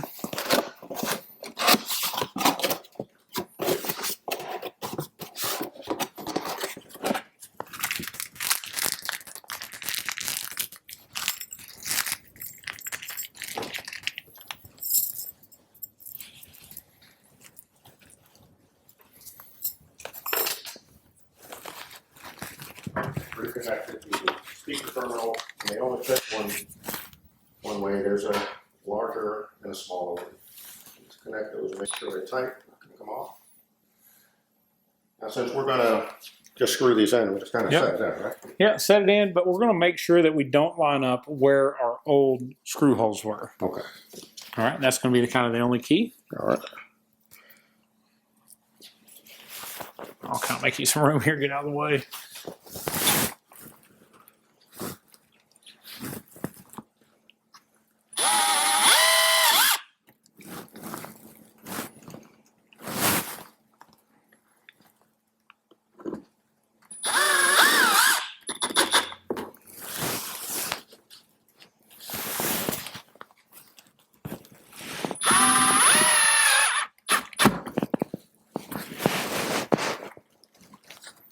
Speaker did not quite pull in like I thought it should. So let's back it out real quick and let me rotate it and just make sure that we're in the right position. Always be careful. These are very easy to poke a hole in, Okay. especially with a power tool. I think we needed to move just a little bit this way. There we go. Now let's put our screws back in.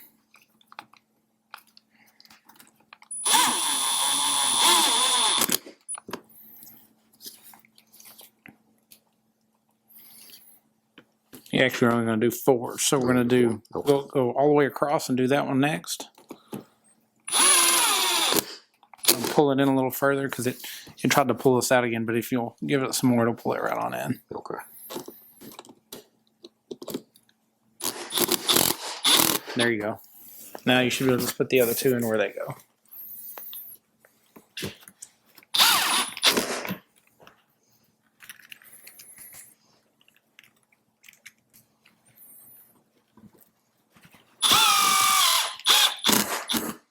That one needs to go in a little more. Do you want to finish it with a hand screwdriver? Because that one needs to be pulled in, but we definitely don't want to strip it. Actually, I gave you the number 1, didn't I? Yeah. Let me give you a number 2 screwdriver. That'll fit much better.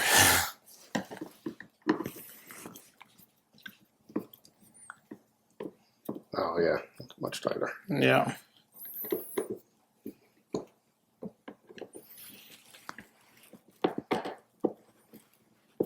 That's probably good. You can only go so much. Okay.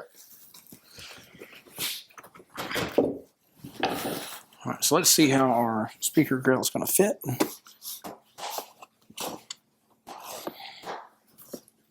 So it's just a press fit grill. I think it fits in there really good. Looks good too. There you go. Put one in for you. So we lined up, I think, perfect with one of those old holes. Oh, there? Yeah, so clock it. No, maybe not. What did we do? We went into something that wasn't solid. There we go. I'll put one more.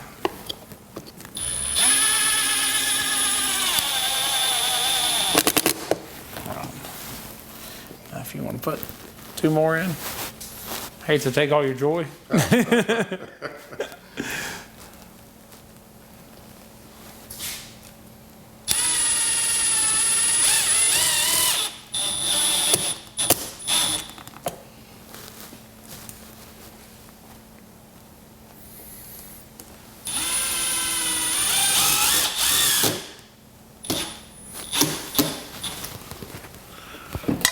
check those with a screwdriver as well.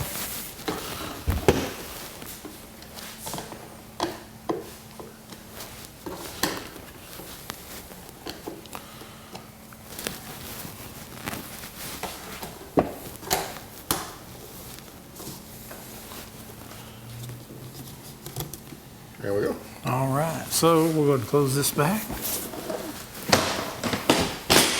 What do you think about the look? I don't like it. Let's just take it all off. Put it back in stock, yeah. This looks awesome. Yeah, it looks much better. You can actually see there's a speaker there now. Yeah, actually I like that. I like that you can see the structure of the speaker. Yeah, well, you wanted to hide that structure. Nobody wanted to see that. So Harley made sure you couldn't. Looks good. All right, so the next step is probably the scariest part. We're going to have you cut your bags up. Nice.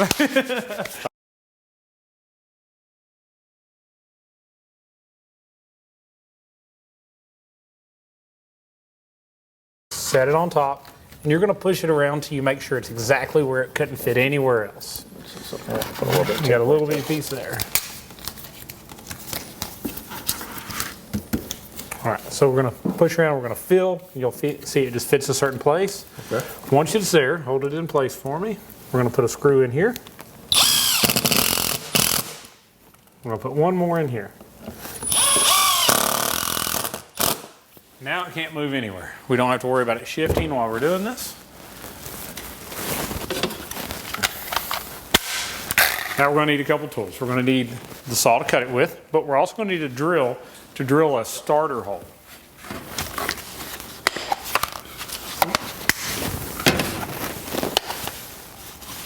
Neither one of those. We get a different drill bit. So with this particular template, now there are a bunch of companies that do this. Rockford Fosgate has a similar kit. Boss Audio, Aquatic AV. So many different companies make a kit similar. But what we like about the Precision Power one is that if you cut the outside edge of this template, so stay within your lines, but just be on the outside edge, it fits perfect. Some of the other ones, if you cut on the outside, it's pretty loose. Oh, okay. Okay, so you try to be conservative and cut the inside edge, and if you do that, it's not going to fit. You're going to have to cut some more off. But what we're going to do is we want to drill a starter hole here and drill another starter hole somewhere over in here, so that you're going to do part of your cut, but when you get to these sharp corners, instead of trying to curve, you're just going to kind of end it. Oh, okay. That way that you don't have to worry about trying to make the turn with your cutter. Whoa, put a hole in it. Nope. Over here somewhere. Yeah. Right-handed, and that's. Well, you cut just any other ones over there you want to do. Yep. Trying to figure if there was one that'd be easier than the other. Yes. All right. All right. So now, it's going to be a little tricky because you got your tour pack in place, but you are going to drop this into the hole, and you're going to cut all the way down to this corner, and then you're going to want to cut back this way too, which a lot of times I can just bring it out and then work around so we don't hit this. We're going to cut through. You're going to cut through each one of these places into the next line. Okay. Now, you know, obviously at the end, you're going to cut through the last one, so I normally come up to one of those and then finish through so that it's not all loose from each other. Okay.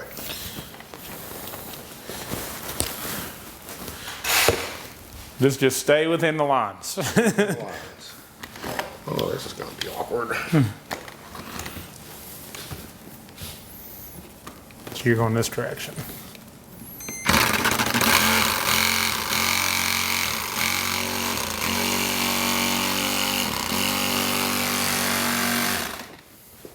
I can't see what I'm doing. Let me get another line.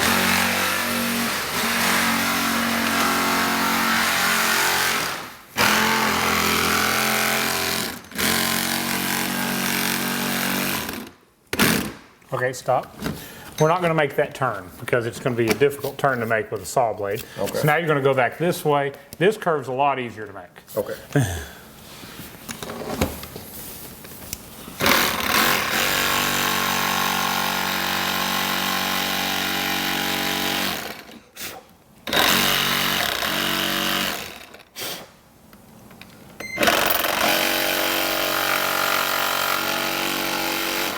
So now you're going to see you come up to this, so you'll have to just kind of tilt back a little bit with your saw as you cut around through. What do you mean? So you don't want to rub into this and mess up your cloth. And we can't really remove the tour pack on this one easily, so as you continue to cut, just kind of lean backwards and you should be able to work around without hitting the bag. Okay.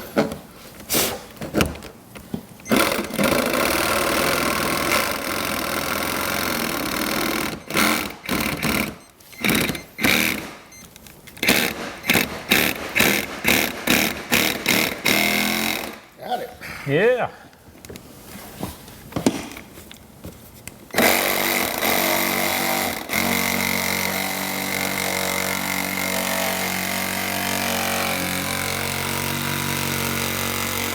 All right. So anytime that we don't have this in the way, and I know it is still some, we want to be as flat as we can with this on so we can keep the same angle with our cut. So if you go over, drop flat with it. That's going to keep you from cutting into anything you don't need to cut into. Okay. Let me see the light. Oh, I'm sorry, yeah.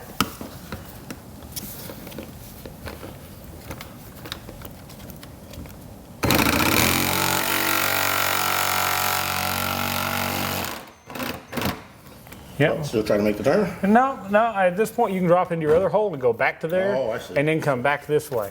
Okay.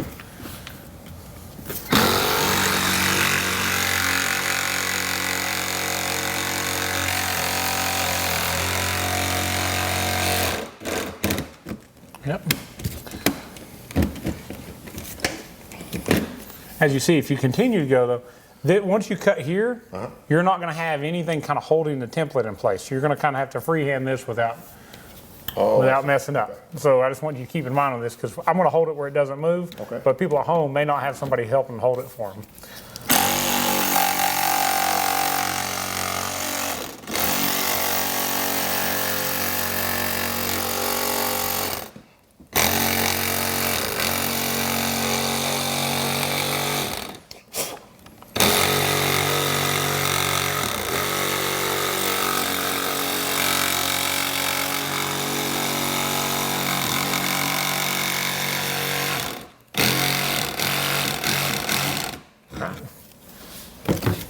You know, it wasn't that bad. I will admit, it was a little unnerving, but just, you know, like I said, stay inside the lines, and the light is important, because once we put the light on it, that really helped. All right, so I'm going to vacuum off the debris that we have around it. Then we're going to test fit it. Okay. And as long as it test fits good, then we'll pull the tape. But if it doesn't, we may have to do just a little bit of trimming here or there. So. Okay. All right, so what we're going to be test fitting is the outside portion of the grill. Okay. So you can take this, drop it in where it's supposed to go.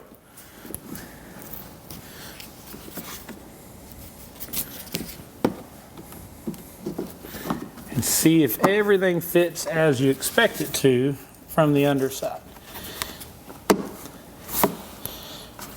Now you actually cut it just a little small. I'd rather be small. Yeah, absolutely. So some of it is really in the corners here. So what I'll do in that case is a lot of times I'll set the template you cut back down. Okay. So let me grab that part.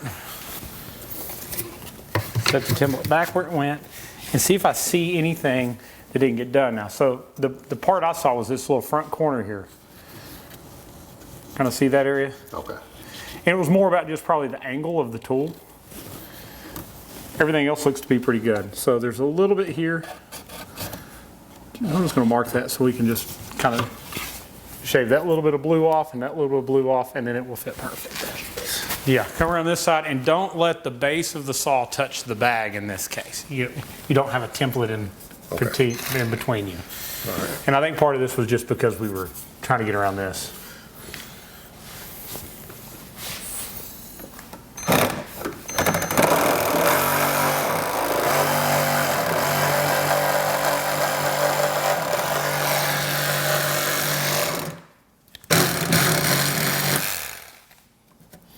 Just to just continue on across through there, because that was where that.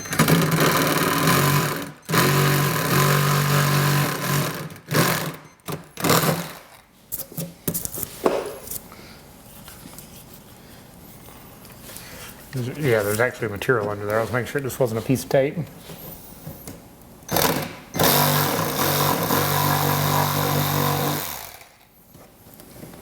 That's good enough. Yep. If you'll get that little spot there.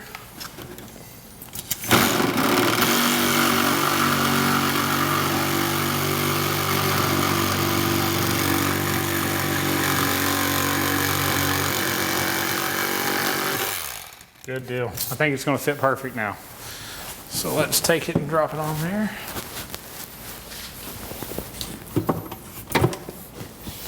Oh yeah, perfect now. Good. Yeah, I think it's going to fit just nice. So now we're going to untape it. and we'll assemble these parts. We've already done the speaker hole. Yeah, the right side grill has been cut and is mounted. So we're going to do the same thing on this side, and what we do is we've already taped it off because we want to make sure that we don't scratch my paint, which is already thoroughly scratched. And yeah, normally you're going to see that this part sits right down here on the front, but then we're pushing back to lines up with that body line. okay, now there's 2 holes in the top, and so we're going to put screws in here to hold the template in place. Oh, I did not check to see if there's anything in there. We can still do that. Oh, I'm good.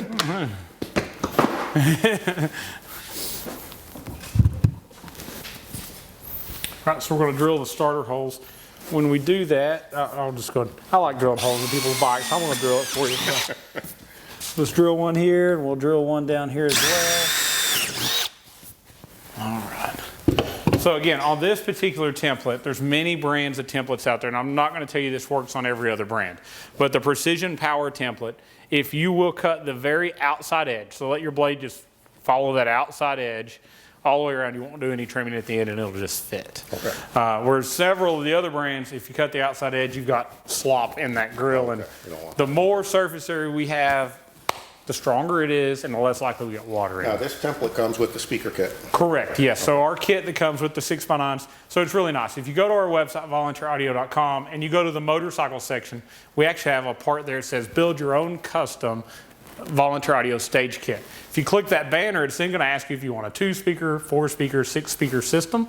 And you can select your amp, select your speakers, and we make sure that everything you need to do that happens. So when you get down to rear 6x9s and you select it, it adds the cut kits, it adds the harnessing, everything's pre-done. And then when you make that purchase, we know exactly what you're doing, and we can tune everything about the amp to that perfectly. Gotcha. So you can select with or without the radio, you can select if you need a tool to flash the radio. So everything you would need to make this a complete kit is all customizable right there. Very simple to do. And then we also have a lot of kits that are just pre-packaged and put together. But I really like the builder. I think it's cool because you can make it exactly what you want it to be. Okay. So I've cut, we've already got our 2 drilled holes. You've already done this on the other side? Yep. Here you go. Right. The lighting's a little better on this side. All right. I'm still going to get a light and hold for you just Right, so in we case. got 2 pre-drilled holes. There's a track, and I did the other side, and I'm going to feel a lot more comfortable doing this one. But it's you know, when you can see, it makes it a little bit better. Oh, yeah. We'll try to get where I can light it up for you.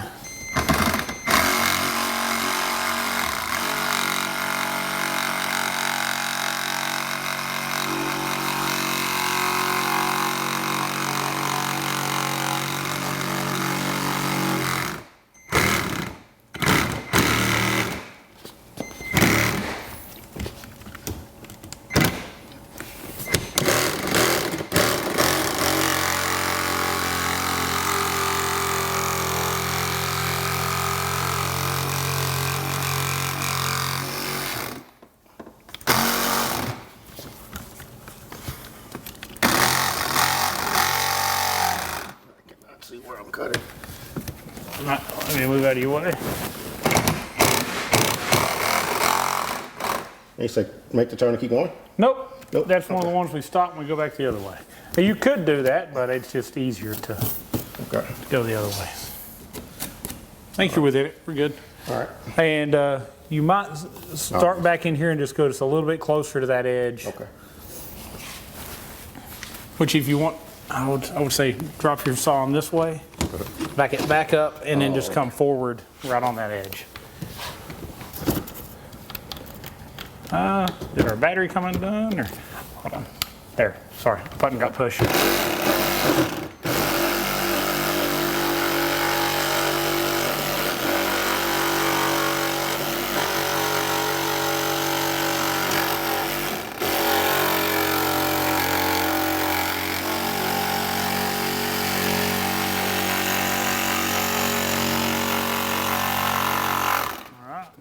Now we'll drop in. Well, we all know you got to go a little bit forward. Probably all the way down to the bottom. All right. Now you can drop in here and go back to each location.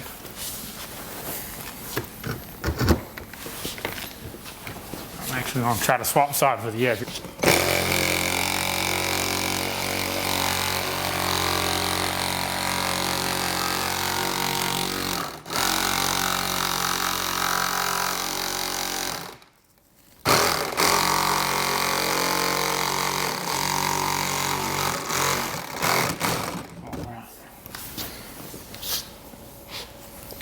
got a little bit off in this corner. Let me see just for a second. Hold this light. We're just going to make sure we don't.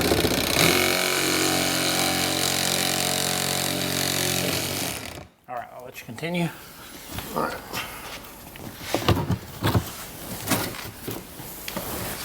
All right, so what's really good is we give you a very small area to cut, and we give you about a 1/2 inch flange to go around it. So if you're off just a little, it really doesn't matter. So when you get done, you're going to look at this and you're going to go, I'm a little off here. It's not exactly perfectly straight. That huge flange covers all of that, and don't be scared to do this, because if you're off a little, it's not ruined. It's perfectly fine. Nobody can see how perfect your cut is underneath this flange. Yep. So yeah, it's rubber, so that's what's going to help keep our water out of there. Yep, and that big gasket, plus there's a gasket on the bottom portion that goes together. So there's a gasket here and a gasket there. Drop it in where it goes.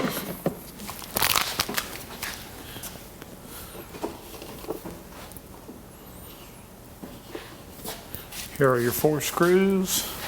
Here's a screwdriver.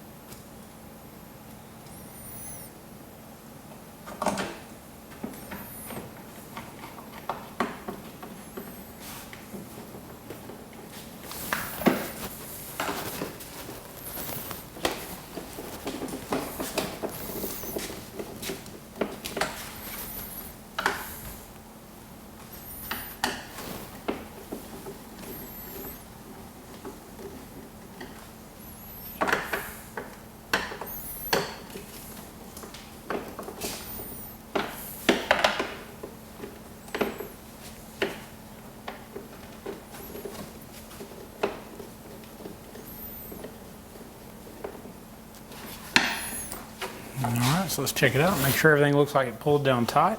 Looks like it does. Feels like it does. So we've got a good grill install. Our mount is in place. The next step is we're going to take our 6x9s. Precision Power has a 6x9 that is made specifically for this adapter. Mounts perfectly and seals up to that seal. So on the back of the speaker, you'll notice it's very flat. And it's because there is no magnet here. The magnet's been moved to the front around the tweeter pole, and it actually has an aluminum heat sink. So as the wind is traveling forward on this bag and it's coming over this grill, it's actually taking the hottest point of the speaker and it's cooling it as we go. Okay. It also did another thing. We have a lot more room in our bag. There's no magnet hanging down, taking up space. Some of the other manufacturers, Rockford Fosgate being one of them, had an issue where the back of the speaker got so hot, it was messing up leather jackets and clothing and things that were in the bag. Yeah. So later they added a plastic shell under their speaker on like the boom style lid to try to protect it from that. And Rockford even sent a plastic cover that went under theirs. Well, better than that. We'll just move the hottest part of the speaker to the front, let the air cool it. That's going to make it last longer because it's not going to last from all that heat stuck in the bag too. So awesome design, patented by Precision Power. No other speaker has this currently. And this is going to be the same. Our 5x7 and our 6x9 meant for lids both have this same technology. It also is going to fit perfectly on our cut cap. See there? Okay. And see how little bit of room this is taking up. Right. So here you go. I'm going to get you a screwdriver and some screws, and we'll get you to mount it in there. And we're going to go and do just like you're doing. We're going to move the terminals are going to point toward this cloth so that as our wire comes up, it's toward the middle of the bag.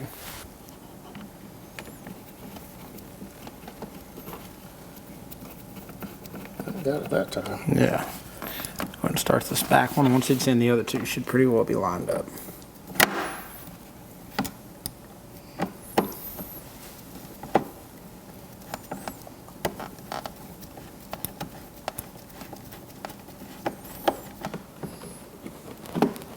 There we go. So I'm out here with like a caveman. I've got a Phillips screwdriver that's not magnetic.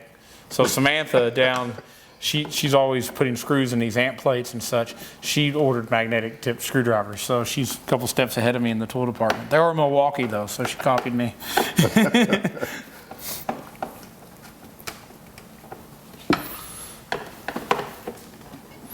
All right.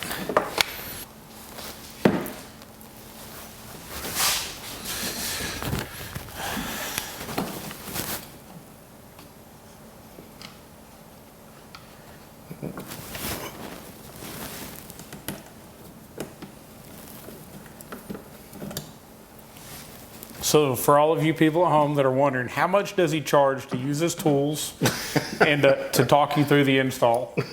We have two labor rates. We have the one where we do it, and then we have the one where you help, and the one where you help is a little more.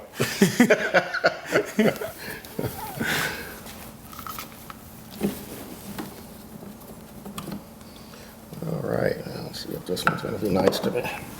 It looks, I'm looking right at the hole, so hopefully you can see it too. I can't. You got it.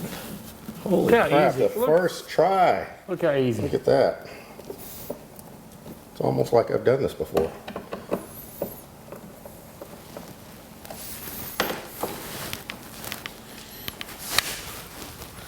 So these speakers are only 2 1/4 inches deep. So from the back side of the cut kit, they hang down just a little over 2 inches. It's very, very little room in the bag. Okay. Good stuff. All right, so we are almost there. All we've got left is we're going to run some wiring into the bags for these speakers, plug that in here, then we can put our seat back on.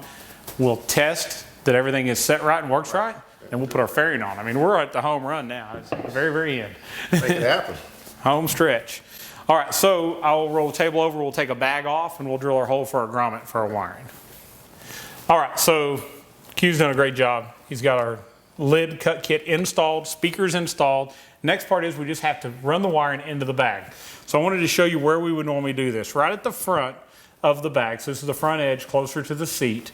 Between the latch mechanism part where it latches and between where it secures into the bike, if you'll come right between those and put a hole, and we're going to send you a drill bit to do it. I bet you drill right there for me. Right there. All right. Yeah, go and drill us a hole.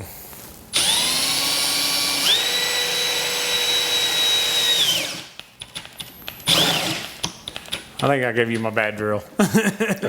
Milwaukee, I need a new drill. All right. Man, I'm just cutting my bike to shreds here. Yep, so we're going to send you this. This is a pre-wired quick disconnect for your bag. You're going to feed the wires into the bag. That's going to go to the speaker later. I'm going to push this on in, and you're going to see there's a pre-installed grommet. So we're going to feed that grommet into the hole. That was a 16 millimeter bit. I think we're going to have to go up to the next step on our unibit to make this a little bit easier to put in. Let me grab that for us. All right, so as I was going to say, I've done this a couple hundred times, and I have marked one of these unibits in a red line. That is where we want to go, if you can see that red. So it's just one more step. I do not. So the next step here is going to be drilled in. So I'll go and do it because I don't want you to end up doing it the wrong way.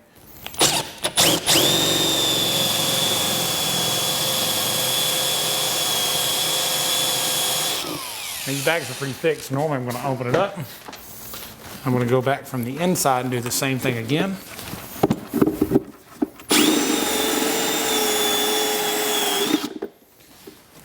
All right, now our grommet will fit.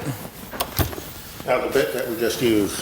That was a unibit, Okay. and that size hole, this is an older one, so it's kind of hard to read. I think it's 3/4. It does appear to be the 3/4 step. So it's a I got to go buy my own. You need your own 3/4 inch or a unibit to go up that next step. And I just do that because you could force the other one in, but every time I force it into the smaller hole, I have a hard time not ripping the grommet. Okay. And I don't want to rip the grommet up because that's what's keeping water out of the bag. We've done such a good job of sealing the speaker in. So we'll grab a small screwdriver. I'll let you do the next one. I hate to take over and just take all the fun, but just take the end of a screwdriver of any type pretty much and push it up there. push it in there. Gotcha. Actually, I know Q was getting a little nervous doing all these holes in his bike. So I thought I'd take one for you. That's fine. All right, so at this point, we'll go ahead and mount it back on the bike, and I'll show you how to secure the wiring inside the bag.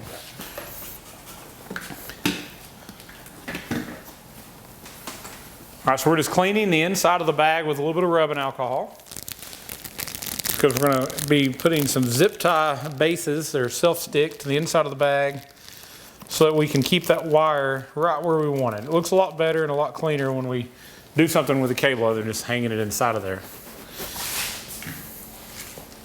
Like I said, we're going to put one about here and then two across the front. And here are the, I already grabbed you three, sorry. Okay. Any directional? Yeah, just put them where they're square with the top of the bag. Okay, so about here? Probably bring it on over into this area here. Okay. Up there. That's good. And put one in this top corner area and one in the corner area back here.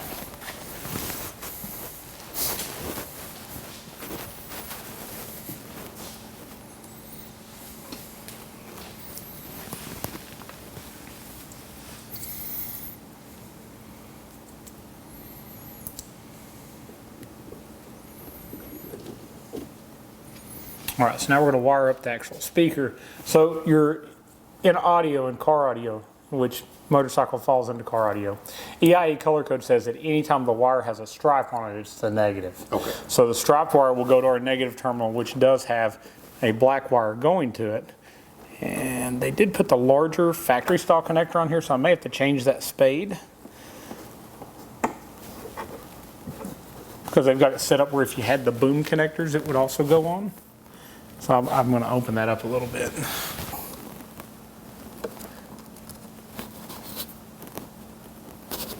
Kind of the opposite of what we did the whole rest of the time when we made them tighter. All right. It does still fit very, very tight. All right, so just to, now you said the stripe. Yep, the stripe will be the negative, which goes on the black wire. It also has a negative stamped into the basket of the speaker. Okay. So next, we'll take a couple zip ties. Zip ties here. All right, so run one through this base here first.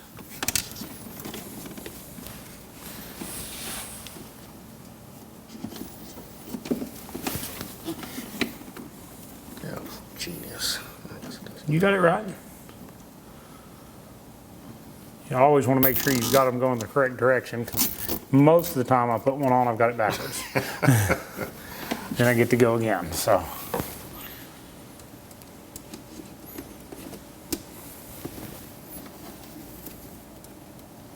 So starting at the speaker, we're just working our way toward the actual bike, toward the seat area, pulling it tight as we go. You got that one backwards. I knew one out of three. If we don't show you how to not do it, you'll do it wrong. All right, so securing that to that base. Now, I never want to reach in the bag and have something scratch me, so I always use a set of flush cut cutters, and I cut them off flush, because if not, that little part that hangs out, for whatever reason, will cut you like a razor blade. There you'll be somewhere bleeding and from reaching into your bag to get something out. I think it's a very clean way to do the wiring. Takes it right outside of our bag area. And we're going to do the same thing on the other side. We haven't done it yet, but let's go over this wiring real quick. So we send this other half of our backbone harness. Okay. So this is going to simply plug into here. We've got quite a bit of extra length here. You could pull that to the front, but there's some room in front of the battery. We'll tuck this when we're done. Okay. But they're color coded and they're also marked. So you got brake side and you've got clutch side. Gotcha.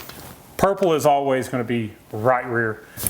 Green is left rear. But so they're color coded as well. So these will just plug in.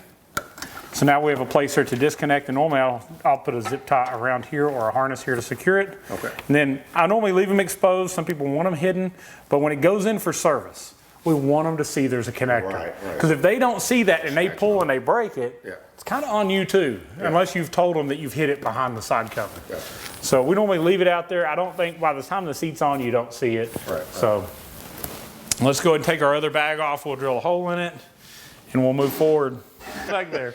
I'm All right there in the middle. So we're just going to come between the two. So we want to leave enough room that you can still spin. As you saw when you were putting that one on, Gotcha. you don't want the wire to be in the way of that, but we also don't want to be to the point that we're in the way of that latch. So somewhere in between those two.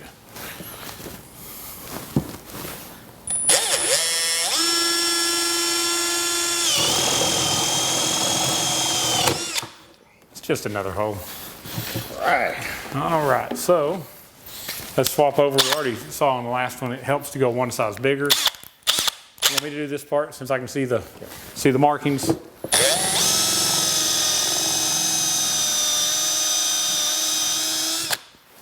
it up, same thing for the inside.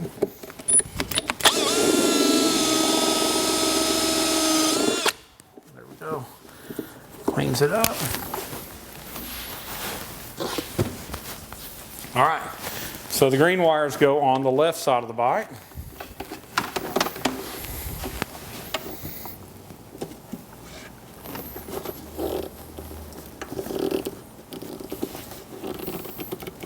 As much as you can, just pull it in like you saw me do. It's easier with a screwdriver. It's easier with another screwdriver. All right, if you want to mount it,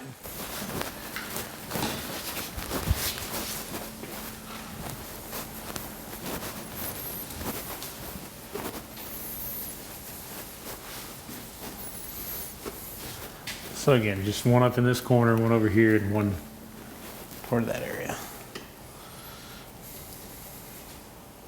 So many bikes come in and somebody's already done a system, and you open up the bag, and just the wiring going to the speaker tells you they didn't care. You know, these little steps make it just so much cleaner when you're done, and less likely that something in the bag damages the wiring. Where's the other one? So the wire's going to come in, so right down in this area. Okay. There you go. So it's taking those, it's just a few more minutes. This is a long job. I mean, you're going to spend 4-5 hours doing a system of this size, and you don't want to cut corners on just a couple minutes. So again, the negative terminal is a little bigger, so I just opened that up to make sure that it would go on and fit. And it's also this striped wire for the negative. The positive is going to be a solid wire. So on this side it's green, and green with a black stripe. Gotcha. All right, so you can zip tie those.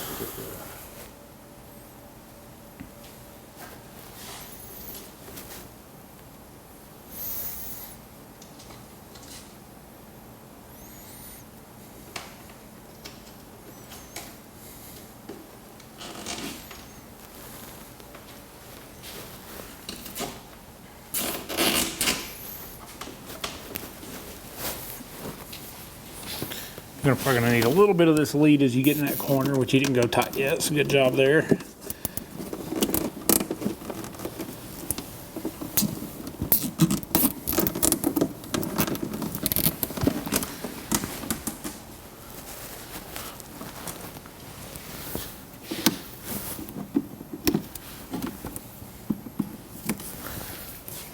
All right.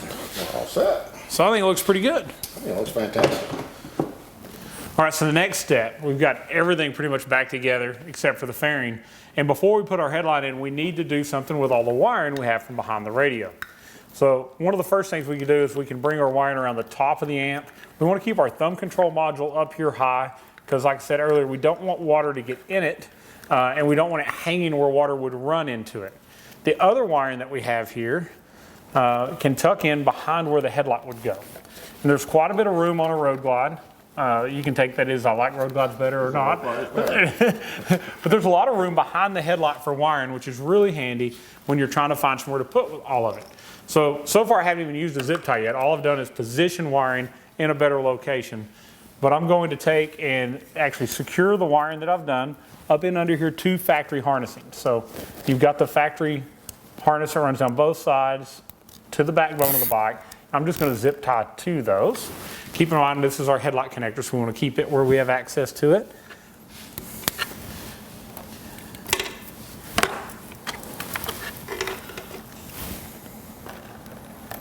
So zip ties are your best friend in this case because they're going to allow you to get all this out of your way so you don't fight so much with the headlight. Because after you've got an amp in, the headlight's not quite as easy to go in. It's not really hard, but if you get the wiring out of the way, it goes in like it did originally. We've got a CB antenna there. I'm just going to push it kind of back up out of the way. I think that's where it was to begin with. And we got to keep in mind that on this side there is a mounting hole where the headlight would have went. So I'm going to try to get this wire between my amp and that up toward the top. See if it will fish up through there. May not be able to do that. If not, we'll just leave it on top of the headlight.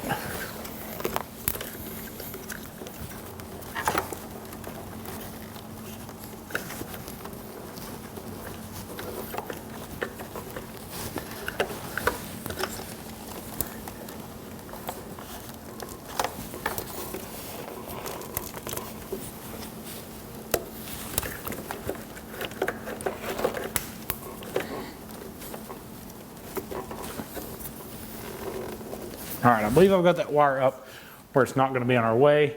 You don't want anything pulled so tight that it's going to try to unplug from the amp. So I'm going to make sure there's a little bit of extra room on those wires. Originally, these connectors were already on top of the headlight. So we're going to leave them up here. And let's go and put the headlight back in. Now you've got some extra wires. We'll feed those up to the top. These custom dynamic slots. Yeah. All right, so we're going to hold all of those kind of up above the headlight so we have access to it later.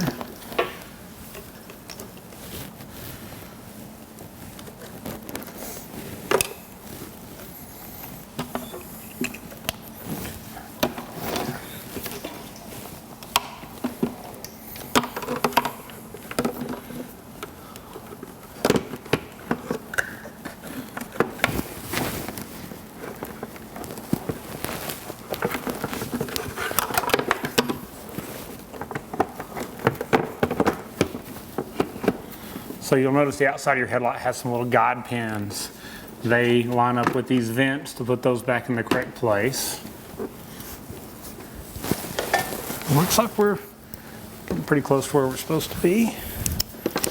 Start our bottom bolt.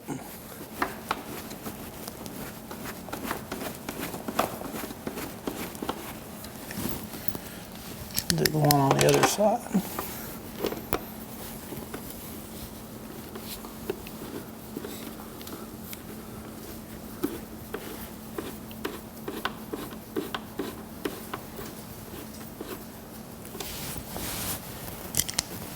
So if your headlight doesn't go back in, you've probably got a wire in the wrong place. And you've probably got it in between where the headlight bolts and those brackets. But you always want to make sure you take a good look and that you haven't done that, because as you tighten it up, you don't want to pinch those wires and cause a short.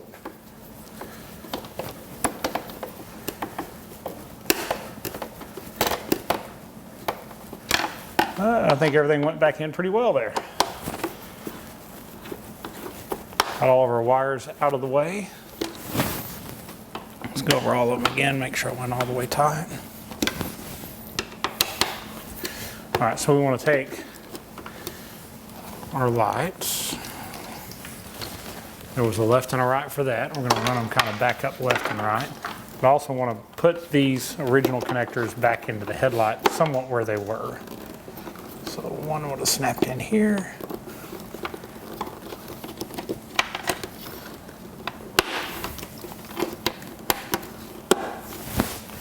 All right, if you remember, these plug all the way up here. One plugs into this one. The remaining one will plug into the marker light that is built into the, well actually you've got more than that going on. You have... Yeah, I've got the trim light. One of them plugged up there. Yeah, one for the trim light and one for the other light. Now these originally, you didn't really have these zip tied up in here. They were just kind of sitting in here. Yeah, they're sitting in. And all of that will be sitting in there again once we get our fairing in place. So, all right, you want to grab the fairing and go and slide it in where it goes. So I feel like the best way to do this is after you get your fairing pushed into position is to put the one on each side behind the speaker, because that'll hold it so you can do everything else you need to do.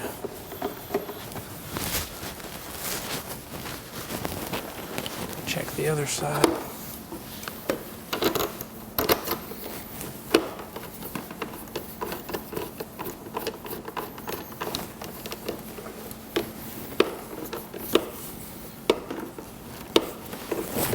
we need to go back with this one a little bit and position it differently.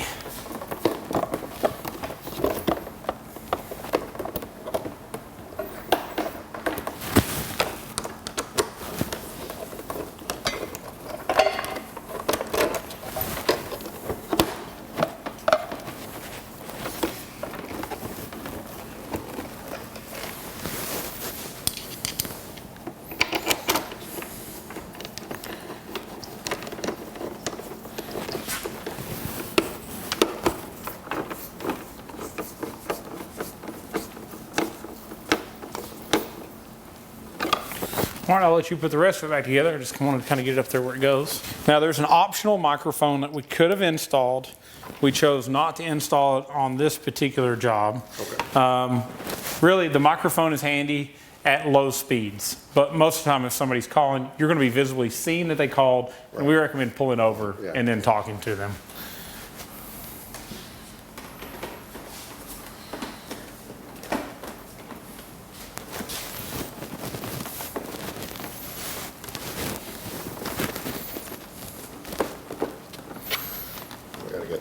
Windshield up there.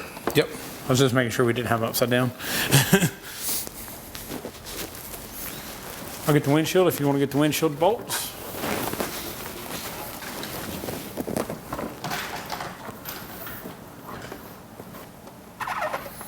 Did you hear that noise? That normally means it either currently is or was crossfaded before. But it's not taking any pressure, so I think we're good. I've heard that sound before. You don't want to go too far. All right. Yeah. Try to line up your other ones. Well, we've got to put this on first, right? Oh, touche. I'm always one step ahead of myself, and that normally means I'm doing it twice. It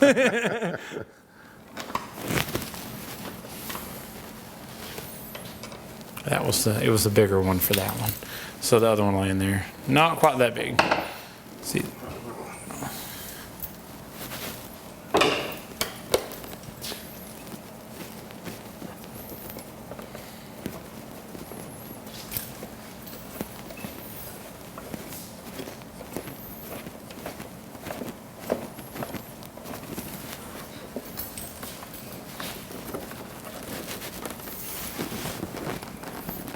Let's go back that way some. Let's see what we got to do. Yeah, drop it in there.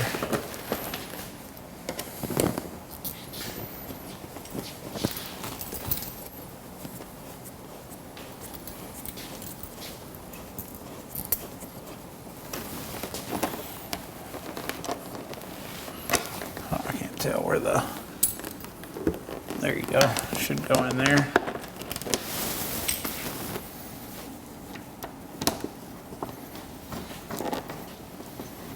All right, I'll turn it over and let you finish tightening all those up.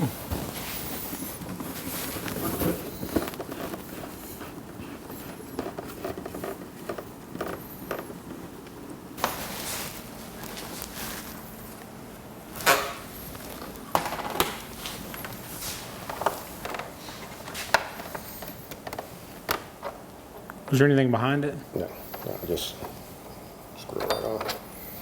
I'll let you tighten that one however you want that tightened. Makes me think it's scratching something.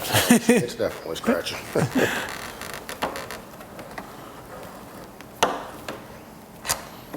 All right. So you got your marker lights on each side. Get those put at those.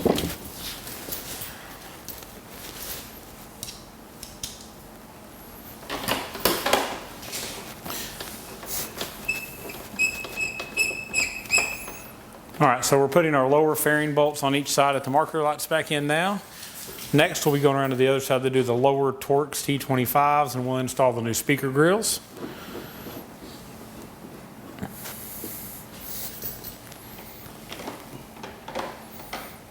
All right, we're so close to being done. A little bit of wire management under the seat back on, some speaker grills in the front. We're gonna get to hear this. I'm getting excited. I don't think we're far away. Right at the front. Good place to be.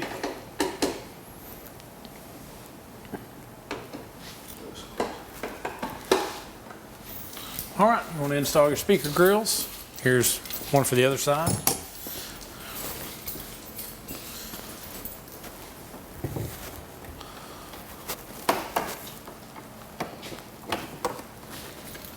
So this loops under first. I'll put that one first. Yeah, that loops under first, and you just line the other two up, and then it should just press in. All right, so let's kind of compare this look. So, you know, it's not quite fair because these are a little older, but as you notice, it's a much classier look, I think. And it does match all the other grills. It's really nice that it's included with the speakers, because the speakers are not in the higher price point of speakers to include a lot of grills with them. All right, so we got both of our upper grills done. Now let's just zip tie a little bit of this under the seat, make it look good, and we'll put the seat back on. And then we'll got a pair of cutters behind you there somewhere. Okay, so now we will fit this down in here. That's out of the way. This can be here with some of these other wiring harnesses. Let's see how much extra we can play with. So might actually secure that maybe around there. I don't think the seat's going to be an issue with that placement.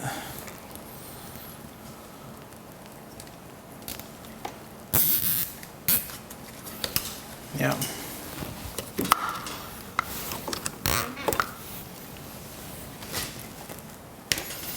Now on these, we normally want to find something nearby. Like in this case, we have a harness right here, so I would secure around that.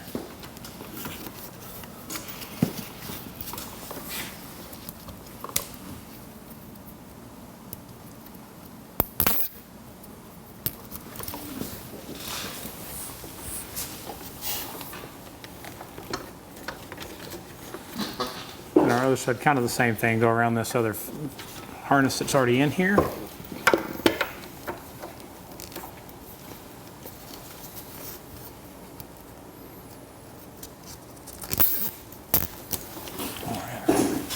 Last but not least, let's just kind of secure this in here around something. So I don't know if you just want to go around this bar.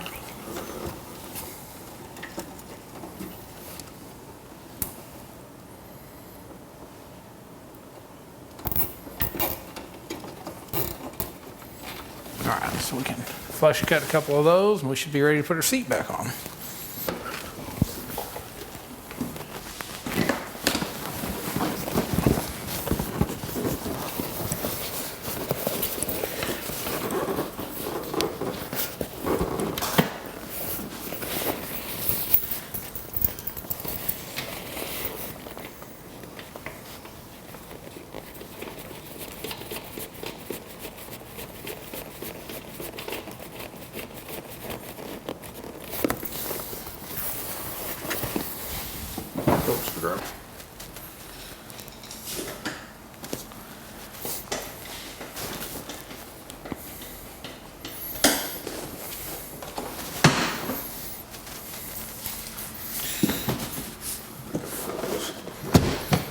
All right, check it out.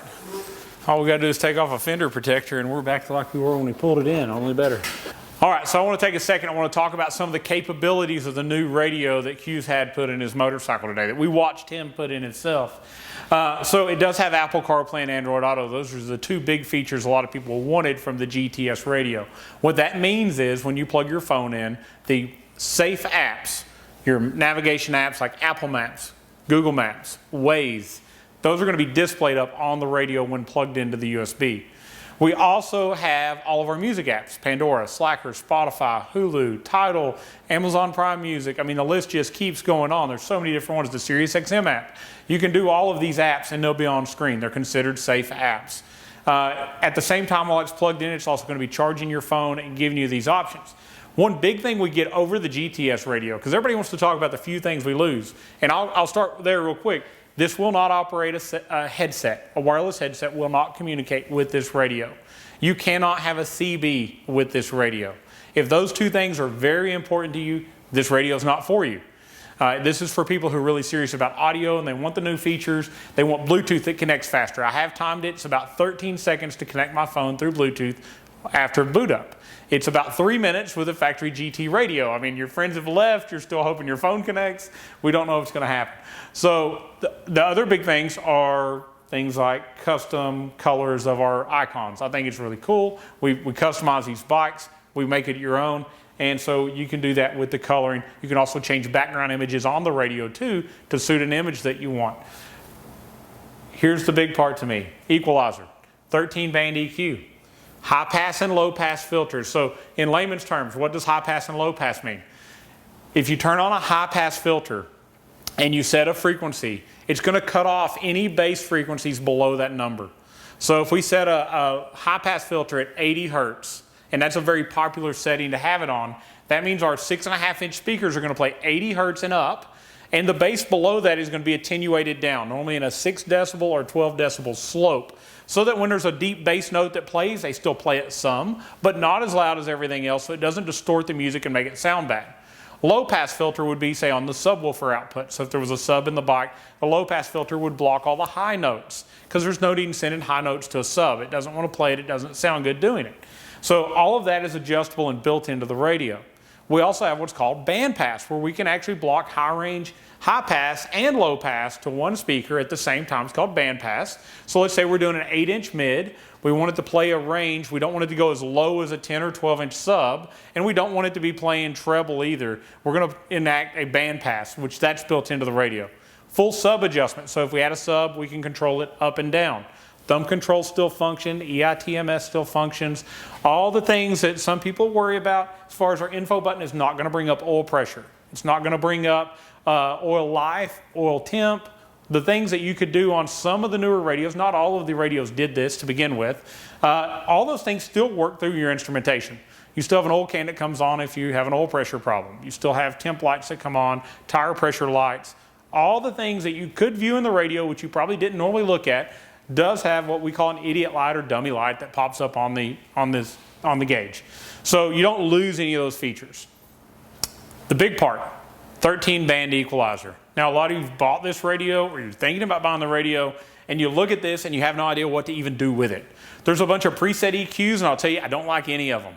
It's nothing against the guys at Soundstream, but when we put an amp in, we're going to tune it with a digital distortion detector and we're going to bring it to its maximum clean output at full volume on the radio with a flat EQ. Now you go in and you use a preset, it's going to boost a bunch of frequencies and it's most likely going to cause our amp to clip early and it may cause you to blow a speaker. So when it comes to EQ, here's what we want you to do. If you want more bass, turn the treble down. If you want more bass, don't boost the bass. Go down with the 3 or 4 bands on the right side of the screen. If you want more treble, more high range, turn the bass down. By doing this, instead of boosting something, you're taking away what you have too much of. So your signals are going to stay clean, your speakers aren't going to blow, it's going to sound much better. And here we are, you're probably wondering, what is this microphone doing hanging over top of the seat? So I've got an RTA here. An RTA is a real-time analyzer.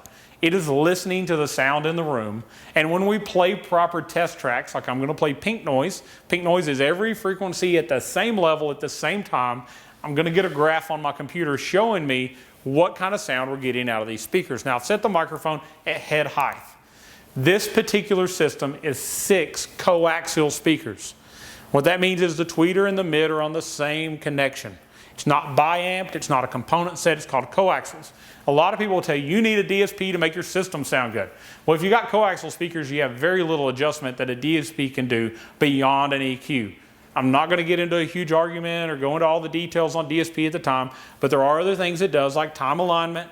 And if you had a bi-amp system, you could completely control your tweeters at different levels than your mids. You'd also have the ability to go in and EQ each channel independently, where we have a global EQ. We're doing the whole system at one time with the EQ and the radio. There's some benefits in competition use. Most people, do-it-yourselfers, which is who I cater to, and people who ride their bikes, they don't have a real-time analyzer at home. It's $1,000+ to buy one. They don't have that and the mic set up to even properly set up a DSP. And they're going to spend a lot of time paying someone to do it for very minimal gain. So what we're doing on the bikes that we do, and we install the Soundstream radio and it has a really nice EQ, we want to make sure you're getting the most out of the system. So when we're done, we're going to play pink noise, we're going to listen to it with a mic, and we're gonna adjust this EQ to take away any valleys or peaks in our real-time analyzer's display. What this does is every frequency is more evened out, so that when we listen to different songs, all the songs sound good. Instead of having a system where one song really sounds good, and so you play it over and over for your friends, we want every song that you listen to sound good. This is going to allow us to do that. Now you're going to hear some static. We're probably going to mute some of that out, but I'm going to start playing a pink noise track, and I'm going to try to get you to see over here on the display what that looks like. And then I'm going to enact a custom EQ that I've just done, and we're going to see if we take some of those valleys and peaks out. You're not going to make it perfect. I'm actually showing something like 30 bands on my on my display, and I can bring that way more precise. We can go to 1/6 and 1/12, and we can make this thing where we could spend days and days and days trying to fix everything. But on a 1/3 octave scale, I'm going to turn this on with pink noise. I'm going to show you what it sounds like, and we're going to get back to this EQ, and we're going to do some adjustment to it. Go to USB, restart my pink noise.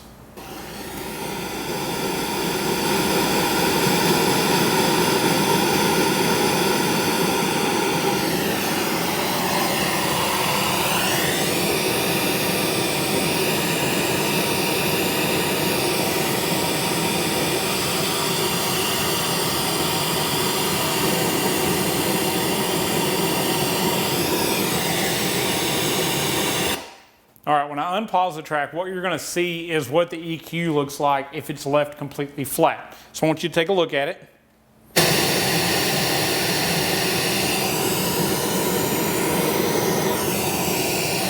You'll see it looks like there's a mountain and there's a little valley, and we're trying to even that out as much as we can with our EQ. So I'm going to unpause it, show it again, and then I'm going to do our custom EQ settings.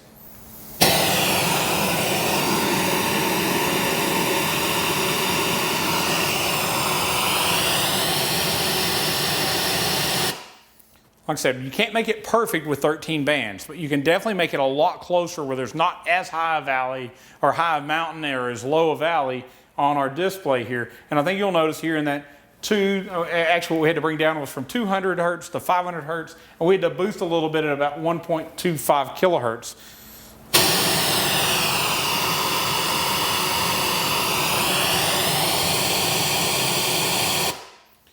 So what I will do is I will take a picture of these settings in the radio that give us this close of a curve, and I will save them and I'll show them to you if you want to see them. But people ask me all the time, how do I set up my EQ? What's the best EQ for my Hertz speakers? What's the best EQ for my Precision Power speakers or my Infinity Kappa Perfect speakers?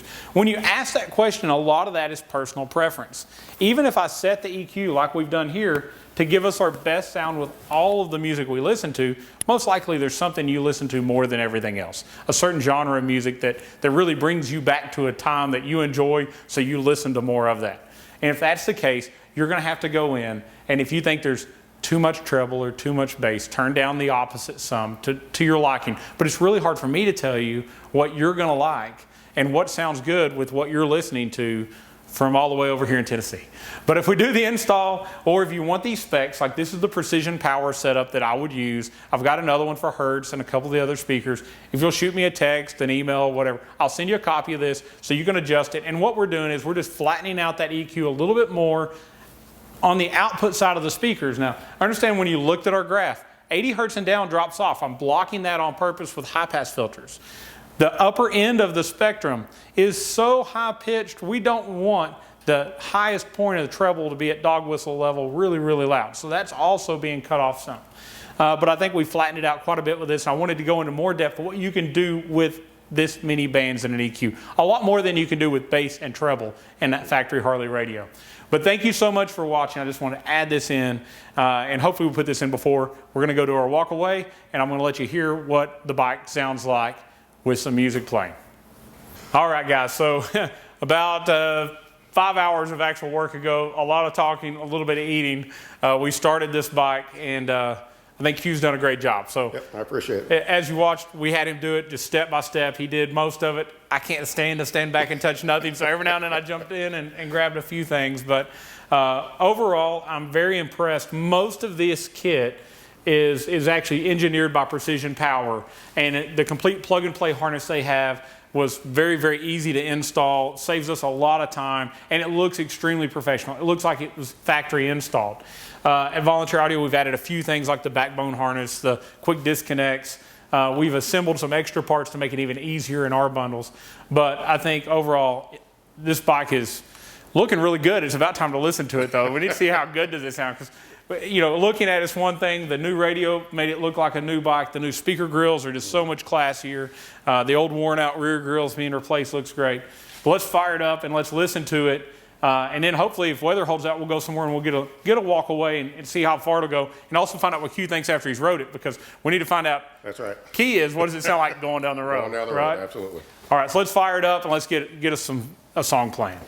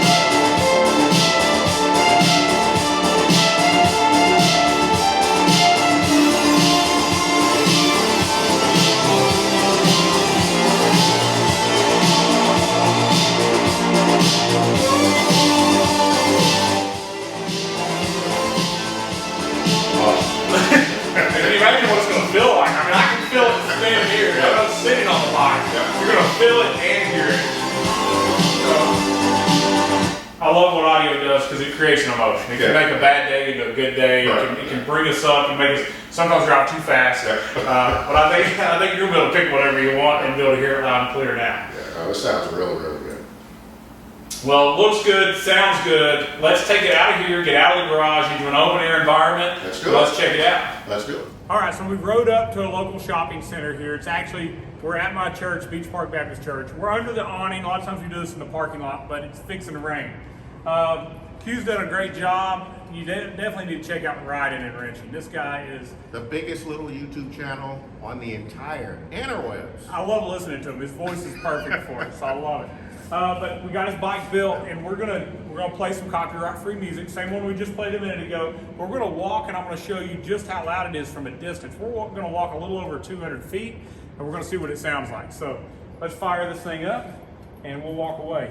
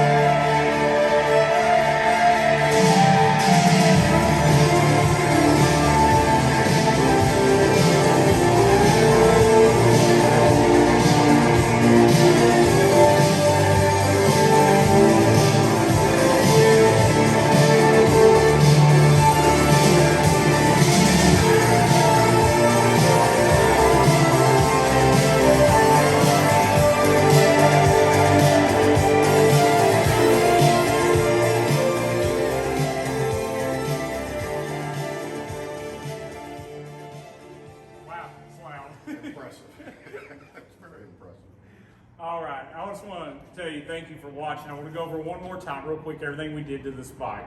So the factory had the GT radio with the rubber button, so we upgraded to the Soundstream HDHU14. That's the new GTS looking radio. I think it looks better. I do too. I really like, we've got things like custom colors on it, so it's got the same orange backlighting as the factory gauges. They did a great job with the styling.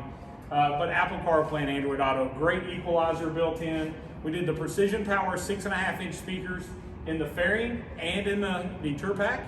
We also added the Precision Power 6x9s with their cut kits in the lids and a Precision Power 800-watt amplifier hidden under the radio and behind the headlight, so taking up zero storage space whatsoever.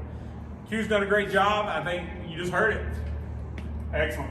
It was actually, it was a lot of fun.